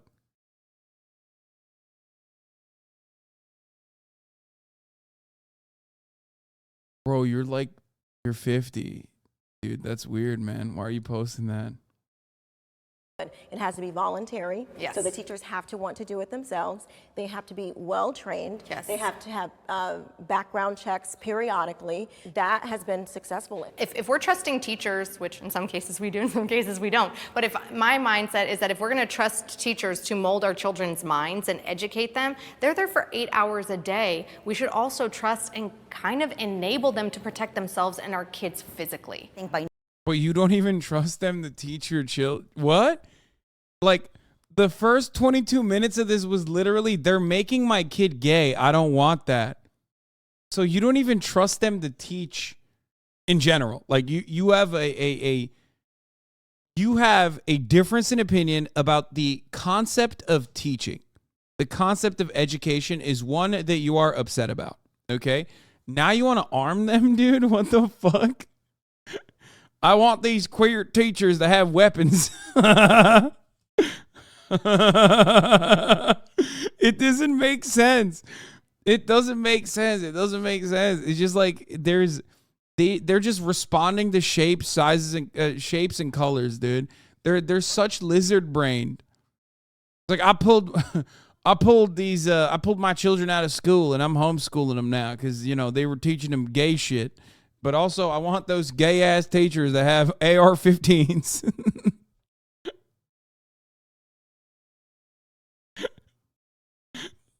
What? You don't trust them around a book. Why do you trust them around a weapon, dude? What the fuck? Oh, Jesus Christ. It's so transparent that it's just like literally policy that has been hardwired into their brains that they're just spitting out, that internally it makes no sense. It's like the irony of someone being like, I want all teachers to be armed and deadly, while also simultaneously saying you're pro-life. You know what I mean? It's like, it's that. I'm pro-life. That's why I think everyone should pay for health care. We need to paywall healthcare and important surgeries. That's how pro-life I am. I ride or die for life, actually. By no means should we ever, except for the pregnant mother. Fuck that woman if she's having a child and she doesn't want to have it. Force a teacher to carry a gun, but if a teacher is willing to take on the responsibility of learning how to handle a weapon properly, I think that we should allow them to do that for us. And it frankly, bro, cops are supposed to be the most trained, like, in using their weapons. The NYPD active shooting target hit rate is like 7%. Okay? And those are the trained motherfuckers, supposedly. You know what I mean? So you really think a teacher's gonna be better? Like, what are you, crazy? No, not 70, man. You think the NYPD active shooting target hit rate is 70%? What do you think? There's just snipers, dude? What? No.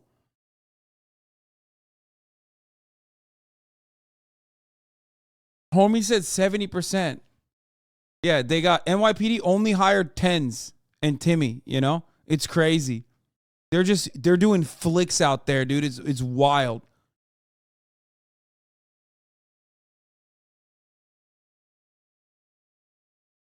No, they're out there shooting like fucking stormtroopers, dude. You're crazy. It would be an incredible service to us.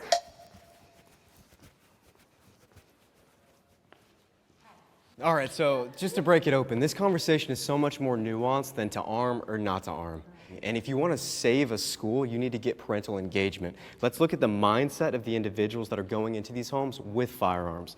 Those individuals are not mentally okay. There's something wrong happening, whether it's at school, in the house, whether it's, who knows, maybe it's something they're consuming online. And I think that's the parent's job to continue to engage to make sure that child is healthy. A lot of these kids, as well, that are going into schools that are not mentally healthy, they're coming from single-parent households. They're living with their grandparents. There's something. Or their dad's name is Sean, and he runs this fucking Freedom Revival 2.0 group with this fucking Nazi-looking dude with the 3%er tattoo. We thought about this event, when we thought about bringing this many people together, we had no idea what God was going to do, but we knew that there was something missing. Not just in our state, but in our nation. We knew something was missing, and the one thing... Bro, does everybody have fucking locks? Like, what's going on right now? Everybody in this organization has... What is happening, bro? Okay, at first I was joking, but like, what? Why? What?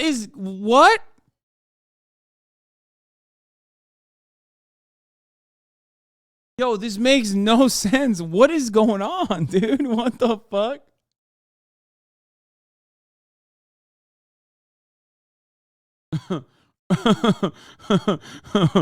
Oh my God, dude. Bro, this organization looks like fucking... They look like a Game of Thrones cast right now, dude.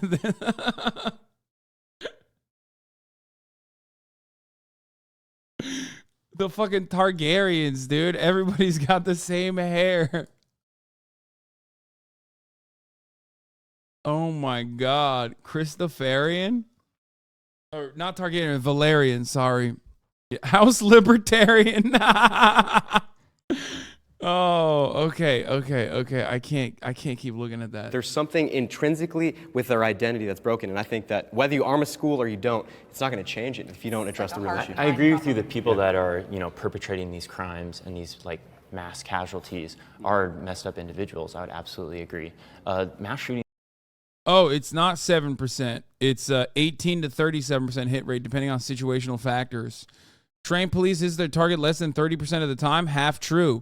Do more than 7 to 10 police bullets miss their mark, as this gun control advocate said? They say there's a RAND study that looked at the accuracy of the NYPD hit rates. Oh, close range. Come on, bro. Come on, brother. You can't say that. You can't do that. Oh, they're like, yeah, no, up close. Like, in immediate executions, they only hit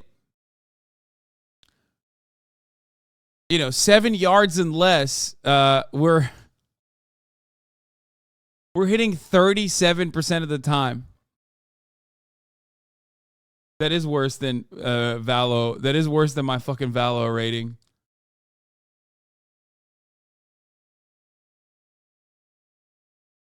Bro, this made it worse, okay? I was wrong, by the way. It wasn't 7%. It was 18% is what I was thinking of. But remember, that's a gunfight. And when there's no return fire, like, there's no return fire, as in, like, they're saying, like, the person that they're hitting is unarmed. It's 30%, surprisingly. But not always.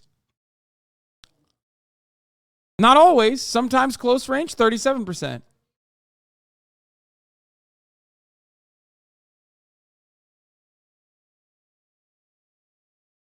Yeah, if there's no return fire, that's not a gunfight, okay? That's why I said in an active shooting situation.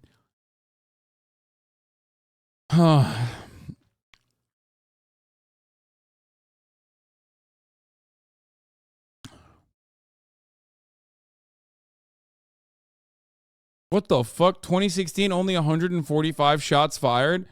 Then it explodes.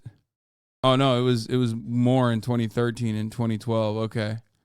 What the fuck? LA Police Department. According to 2016 report, the average annual hit ratio from 2012 to 2016 was 33.4% with a substantial uptick in 2016. Again, that's all though.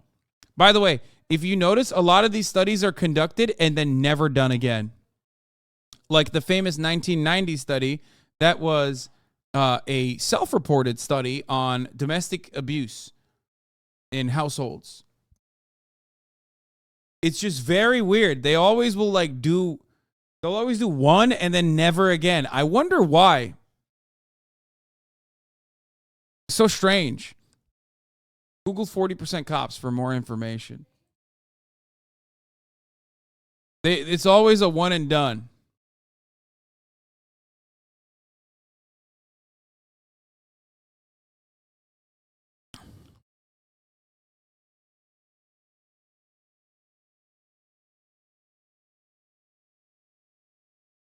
That's why they didn't send the cops in Uvalde. They knew they'd be more likely to hit random kids than the shooter. Yeah, that's why they were saving them. Shootings are a uniquely American problem. So if we try to understand what's the root, why is America solely have that problem, I would say it's a gun culture problem.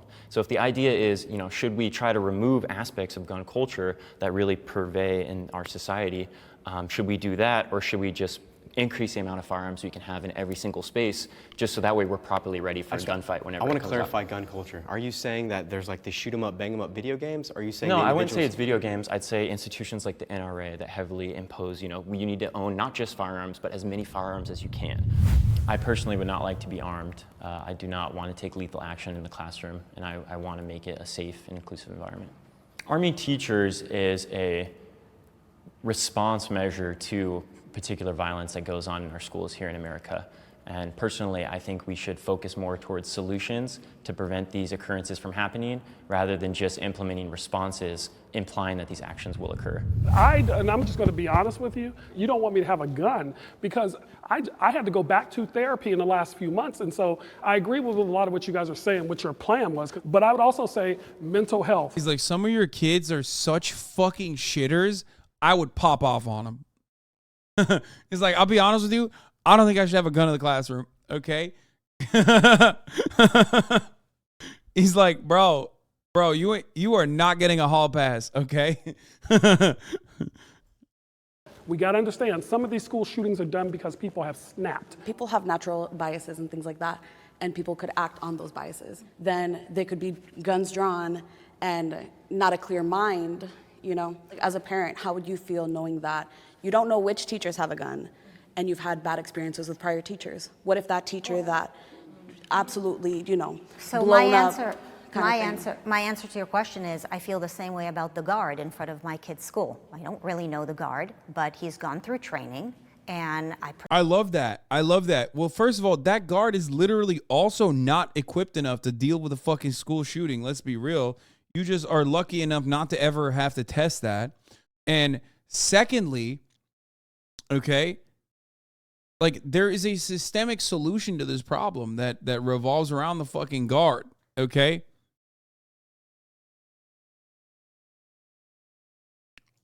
presume that he knows what he's doing. And frankly, I feel the same way about a police officer. I don't need the police officer, but they've gone through training and they were willing to take on that responsibility. And so I would apply the same logic. It's so interesting that you bring that up because it really ties back to why I feel like we need to be careful about how much responsibility we're saddling teachers with teaching our kids values, right? On the one hand, the system is saying, trust our teachers, they know better than you parents. We should be able to teach them what they need to know about sexuality. On the other hand, you guys are admitting that many teachers.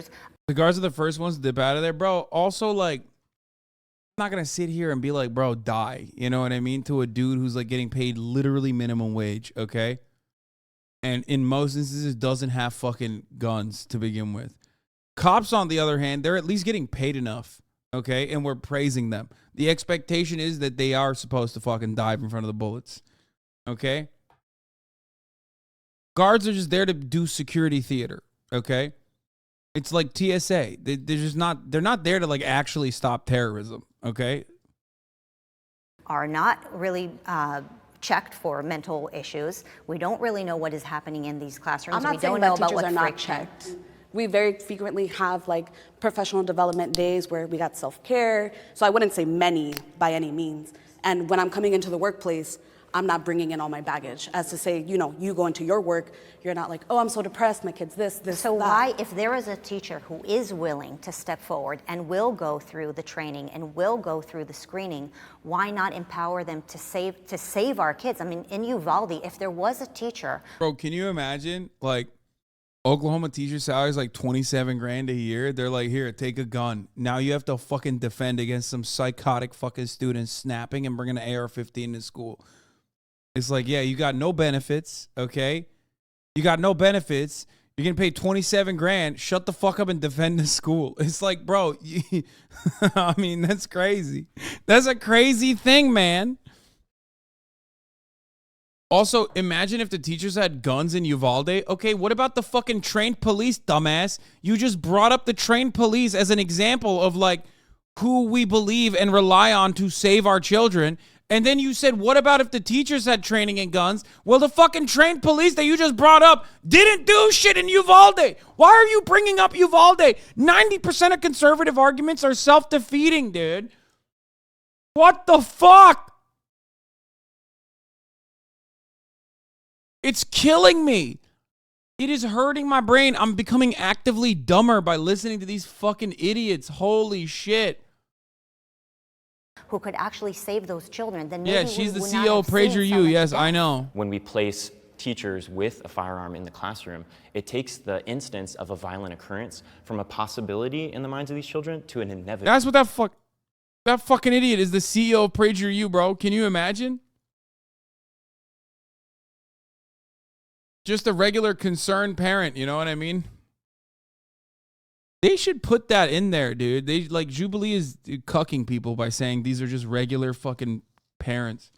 By the way, if your job is to be the CEO of a propaganda outlet, like, you should literally have better talking points. Okay? It's unacceptable how fucking stupid you are with your talking points. You're the CEO of Prager U. Oh my God. But the children don't know. It is a concealed and carry weapon that has gone through the process of the local sheriff's department, background check, training, checkups, no one knows everything. But the teacher no one knows. and the police I have a department. logistical question. Yeah. Does this teacher have the gun on them? Yes. You wouldn't It is know. holstered on them? At all times. It's a concealed carry. It should never be in a place of a child. It's illegal No, to I know what a brandish. concealed I carry just is, want to but clarify. my thing and why this question sort of enrages me. Why are we asking teachers to carry guns? When did this become an occupational hazard? When did we walk into school and people were like, by the way, you could be shot today, so maybe you want to have your Glock strapped on you because who knows, this might be your last day on earth. That is ridiculous. If you 50 years ago were to look at a teacher and be like, hey, do you want to hold this gun with you? You know, like you might need it. They're going to scratch their heads and look at you funny. This is opening up a bigger conversation, right? But I think that even though it is voluntary, right, we still need to have this conversation. Like it still needs to happen of why, even if a teacher was willing to carry a gun to school, they are even having to be asked to do. The funniest part about that is, like, the likelihood that if you fucking arm teachers, like, the likelihood of school shootings happening is going to increase tenfold. One, because, like, just having more guns means that there's going to be more opportunities for school shootings. One, because, like, a teacher might snap, okay? Now they have a gun, and they already brought it into school. Two, and more commonly so, they're going to steal the fucking guns. Students are going to steal the guns, like, all the time. Now you have a heavily armed group of students.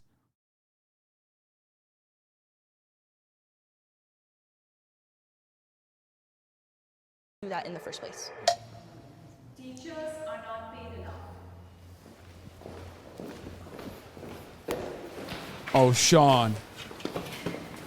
Every day I wake up and I hand to you guys the most precious thing in my entire life, my children. I think that it's important. Jubilees enable right-wing propaganda to appear more legitimate by allowing pundits on one side to be pitted against everyday people on the other side.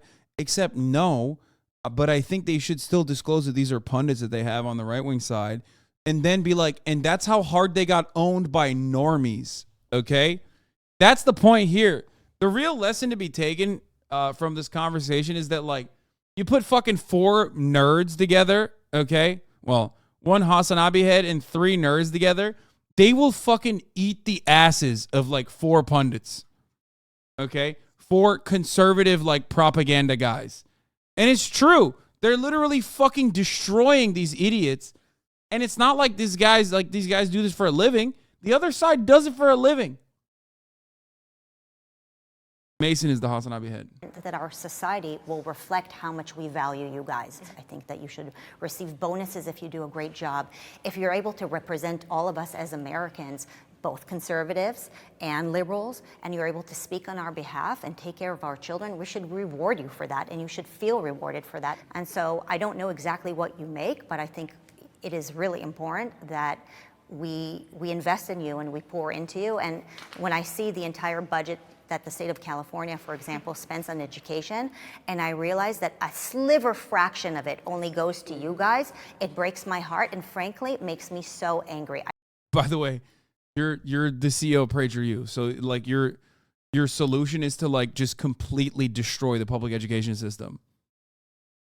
I wonder if she'll say it's because of the student unions, it's the teacher unions. That's the reason. I don't need more bureaucrats. I need more good teachers. I left the K through 12 and went to the community college, and I do pretty well. I'm going to be clear with that. But also I have a master's. So you're not oppressed. Thank so God. I have a master's, but I had to work really hard to get.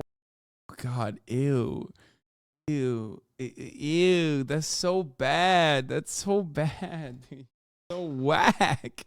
God, conservatives are so stinky. They're just so gross. Yuck.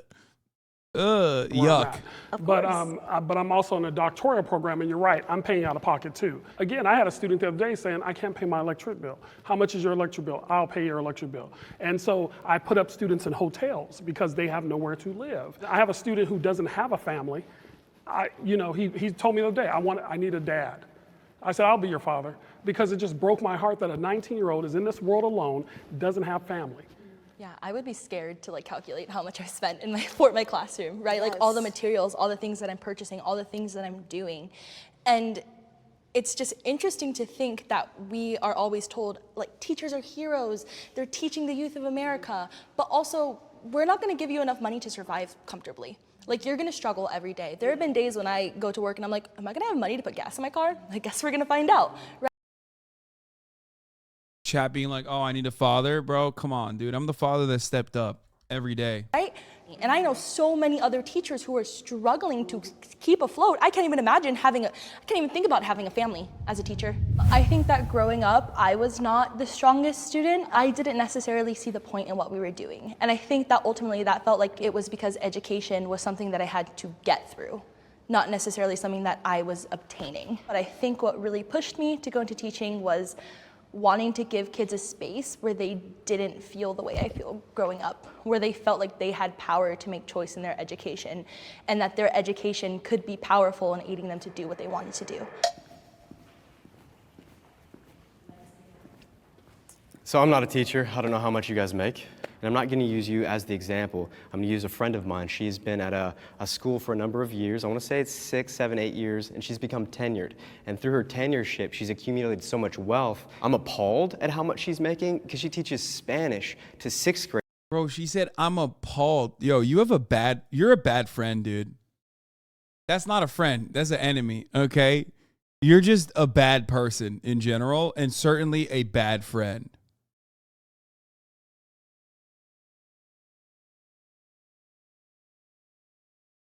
Crazy to me.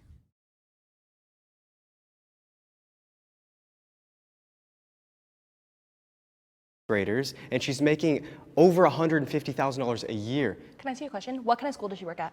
Public school. Interesting. Yeah. And so I mean, how much experience goes on with that too? It must, I'm assuming, because you've invested into your career, which I think everybody should. But for me, I look at it as you're making $150,000 in 9 months. The prompt very clearly was, are teachers paid enough? Yes. And I mean, we're not. I've had to work second jobs doing DoorDash just because I wasn't making enough. If you look at these shoes, they are ripped, they are broken. From a teacher wish list, I could not even buy these shoes myself. You know what I'm saying? Sure. I don't make enough money. So I wanted to clarify, this isn't an absolute. I'm not saying that every teacher is paid enough. I have no idea what your salary is. I have no idea any of those details. I'm just recognizing that if a teacher is getting 9 months and their salary is in 9 months, they get a summer off. Most of society isn't given 3 months to just That's go on assuming vacation. they have 3 months. I'm an 11-month employee. For 1 whole month out of the year, I'm not paid anything. Nothing. I have to figure out my funds, save money that I don't have to try to supply for a month and a half. I don't get supplementary income. Like, that doesn't happen. Critical race theory is anti-American.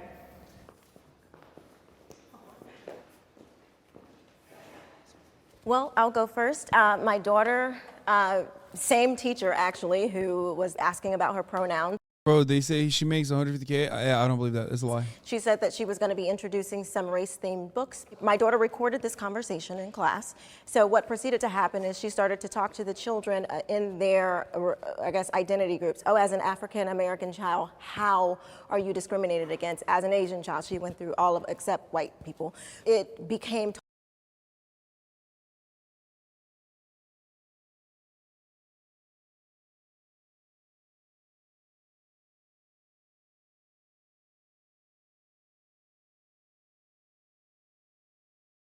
God damn.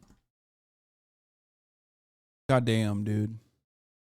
total chaos in the classroom. There was no education going on here. They were just literally going at each other, talking about who was more oppressed. It's not a matter of if something was. The oppression of black people in America, in like American history, and its contemporary examples, its contemporary ramifications, is not educational.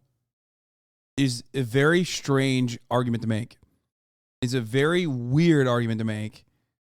If that's not educational, then let's not even teach any history. Like, why are we teaching history at all at that point? You know, what the fuck? Was racist, it's a matter of when something was racist or how the racist thing happened. So they automatically assume, critical race theorists, that racism is embedded into every single thing. How do you look a child, specifically a black child, in the eye and tell them, I'm sorry for you because of your skin color? There's no hope for you in the greatest country literally for them, because black Americans are the most successful black people in the entire world. And then turn around and look at a white child and say, sorry, you're responsible for the atrocities of 200 years ago. All I have to add to that is that in our home and with our faith, I teach my children that it is awful to make someone feel hopeless or pitied. You're damning them to a future of failure if you are telling them, oh, I pity you and I'm going to do these things for you, instead of coming alongside them and supporting them and doing something for themselves that pulls them out of that hopelessness. And I think that those are two of the worst things that we can do as a broader society. You know what I love about America? My mother immigrated from Morocco. She's a Jewish person. Everywhere around the world, we're known as the Jew. In America, we're known as American. And I think there's something so powerful about empowering.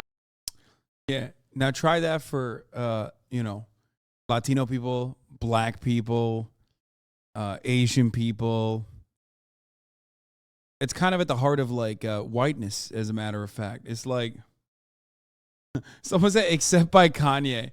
No, but that is what it is. It's like, yeah, she feels white. She's welcomed in white circles, maybe not for too long, but at least for the time being, she feels comfortable. That's it. It's at the heart of this argument. There's a lot of people that do not feel that way. There's a lot of people that are not made to feel that way.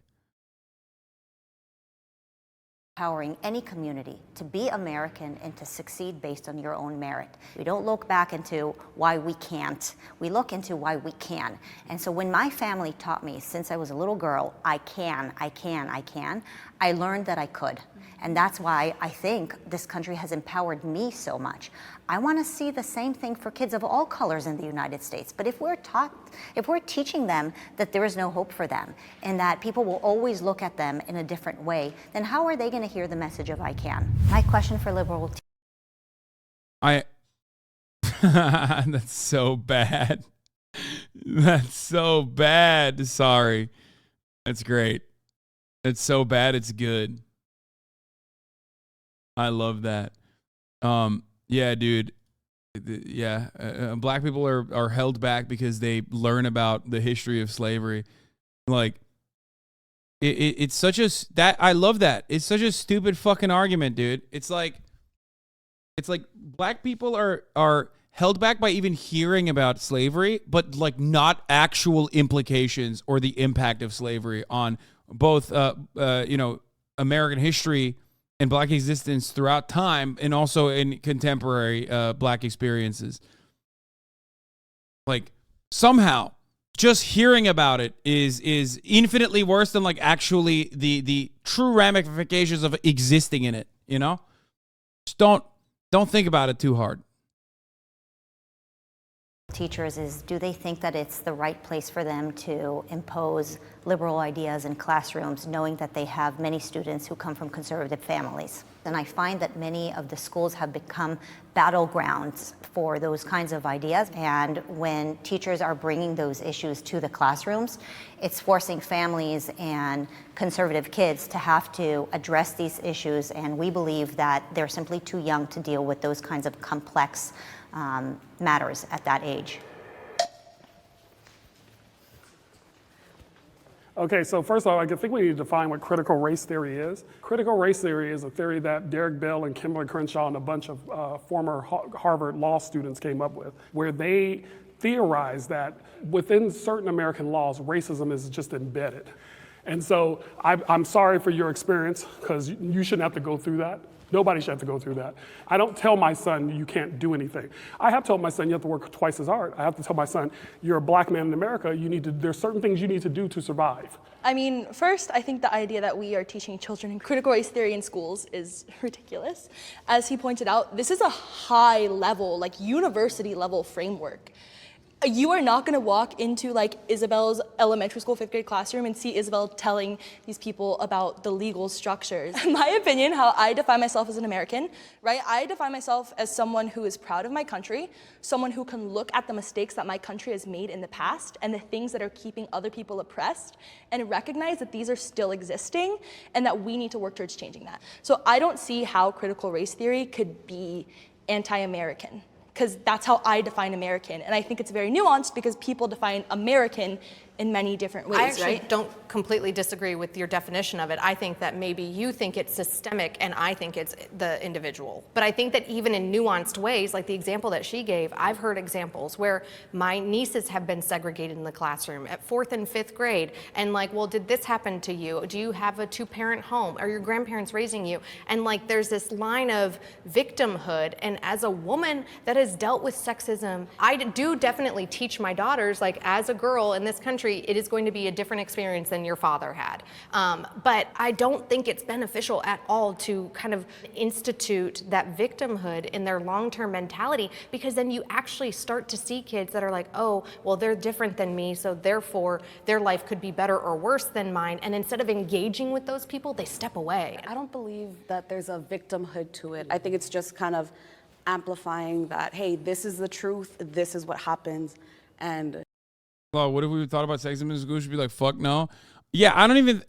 Depends. Some white ladies, conservatives care about things that impact them, right? So if something impacts a conservative person, if it's like sorry about that. I'm trying to fucking set this shit up so I can play with my friends in a second. Why is it like this though? That's weird. On.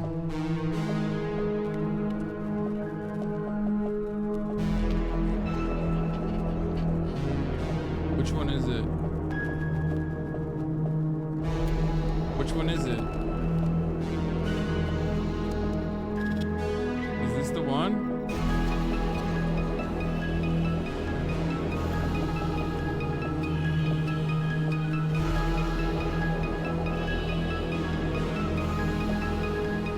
How do you not know?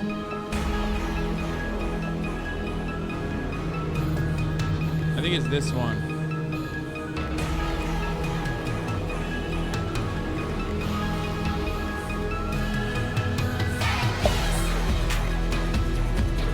There it is.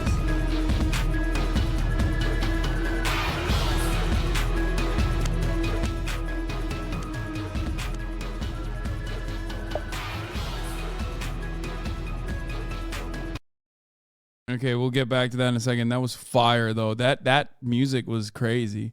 I forgot what Gang Beasts is like. You know what I'm saying? I had to download that real quick. Yeah, for all the decades we've been teaching about slavery, the feelings of black kids have never been a national politics issue. As soon as Karen thinks her kids are uncomfortable, a whole coalition of puffy white vest politicians found their moment. I mean, it was done. It was done deliberately. Like, they saw that as a successful way to propagandize. I mean, we know who started it. Christopher Rufo at the Manhattan Institute recognized that this was an opportunity to cut propaganda. And he does not shy away from openly admitting that that was the reason why they did it, too.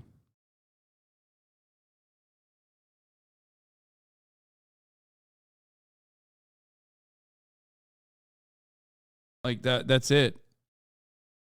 Let's move forward with that. Having that knowledge to be able to kind of navigate through life is better than just, oh, well, I assume I'm the same as, you know, my white counterpart. Oh, why is she able to do this? Why does she have this opportunity that I don't have? But they are the same. But she has that opportunity. They are the same, is what we're saying. I think what the difference is, we're stating normative statements, and you guys are claiming that we're presenting prescriptive claims. So the normative statement that we're presenting is... Bro, come on. You think that they know the difference? Come on, Mason. These events happen in American history. These are the outcomes that have led from those events. What you guys are saying is we're then adding prescriptive statements, which is that's why you should never really try, because you'll never make it in this country. That's not what I'm saying. What I am saying is that if you negatively press a child with these thoughts, that will be the outcome, because that's how human beings work. This is a psychological fact. The quality of education is the government's job.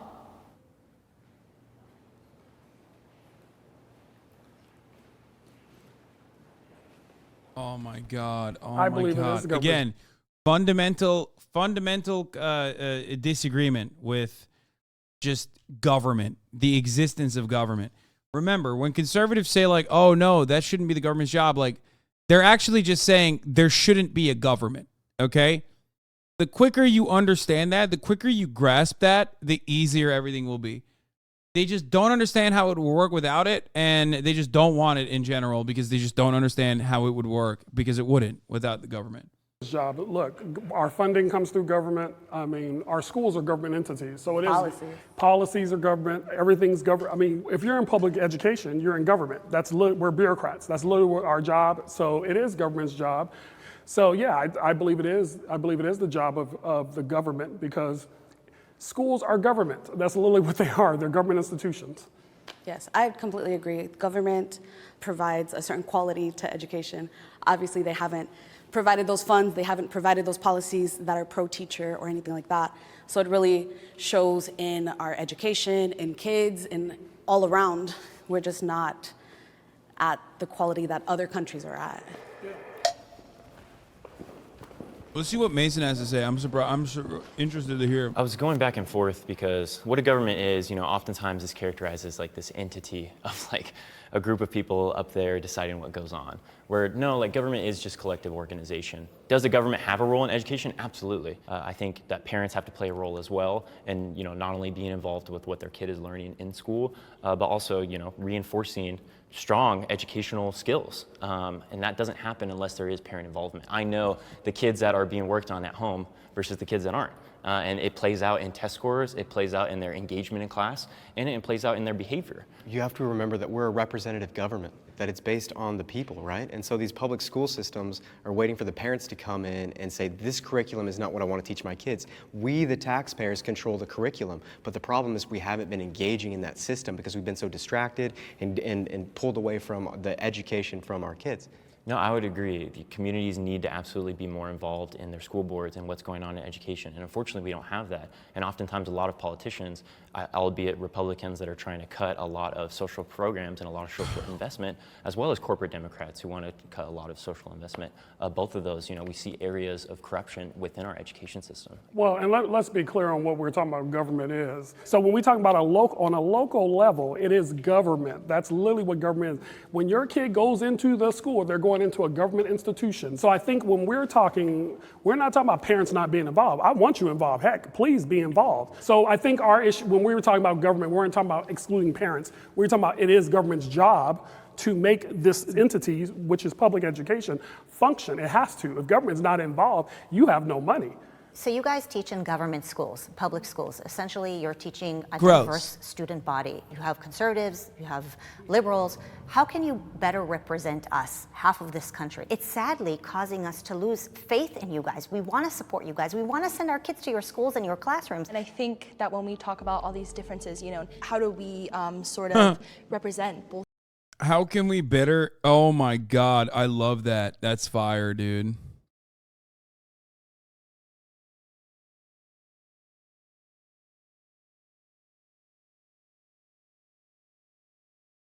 First of all, the notion that like half of the country is conservative is a silly one. It's not true. Okay? Not true. Or like Republicans or something. Not true. Secondly, like it doesn't matter. Like if the demonstration of your values revolves around like, I don't know, shitting on certain subsects and certain demographics of students, then you don't get representation in that matter. Okay? You don't go to Applebee's and you're like, I'm sorry. Literally, Applebee's needs to only serve vegan food. Okay? That's crazy. Like your interests cannot be exclusive to others. Your interests and your wants cannot inherently exclude other people. That's crazy. Your political worldview and the demonstration of your politics revolves around oppressing people. If that's the case, then shut the fuck up. You know, you're not going to get that kind of representation. They're like, why don't you represent my diverse interests, which literally revolve around eliminating diversity?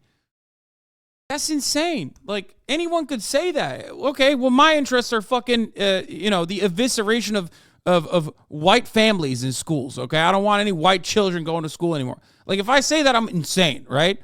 Obviously. And now I know a lot of people in the chat are going to say, oh, base. But, like, yeah, I knew it. You guys are so predictable, you fucking sheep. Okay?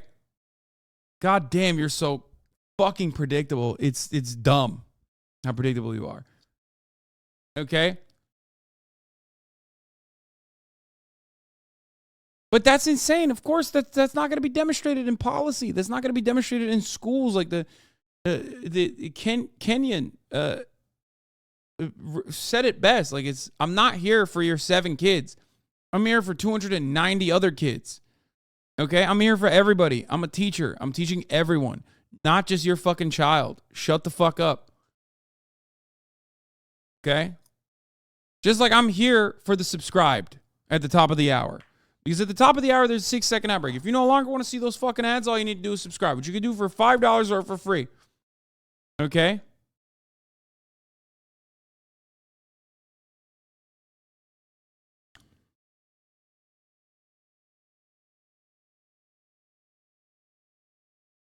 You can also get gifted a sub if you're lucky. Like, So Hey Bozo, who just gifted 5 get the subs, allowing 5 people to no longer see the ads at the top of the fucking hour, dude. As a subscriber, I don't want any non-subscribers to be represented in the chat. Yeah, that's right, dude. Going forward, we're just going to put it in a subscription-only mode, baby. By the way, here's the 1-minute ad break now. Both of these sides, right? How do we bring these people together? I think it's also really important to remember that historically, this curriculum is one-sided in favor of conservative views, in favor of supporting white students, not students of color, right? And so I think that we really, as a country, need to take a look at our education system. I think we can all agree that there needs to be a lot of change in the system, right? And look at how we can build a system that represents, reflects, validates the experiences and identities of everybody. Beautiful. That was good, girl. Man, that was hard as fuck to watch, dude. That was hard as... Chat got classes real fast. Fuck yeah, baby. That's right.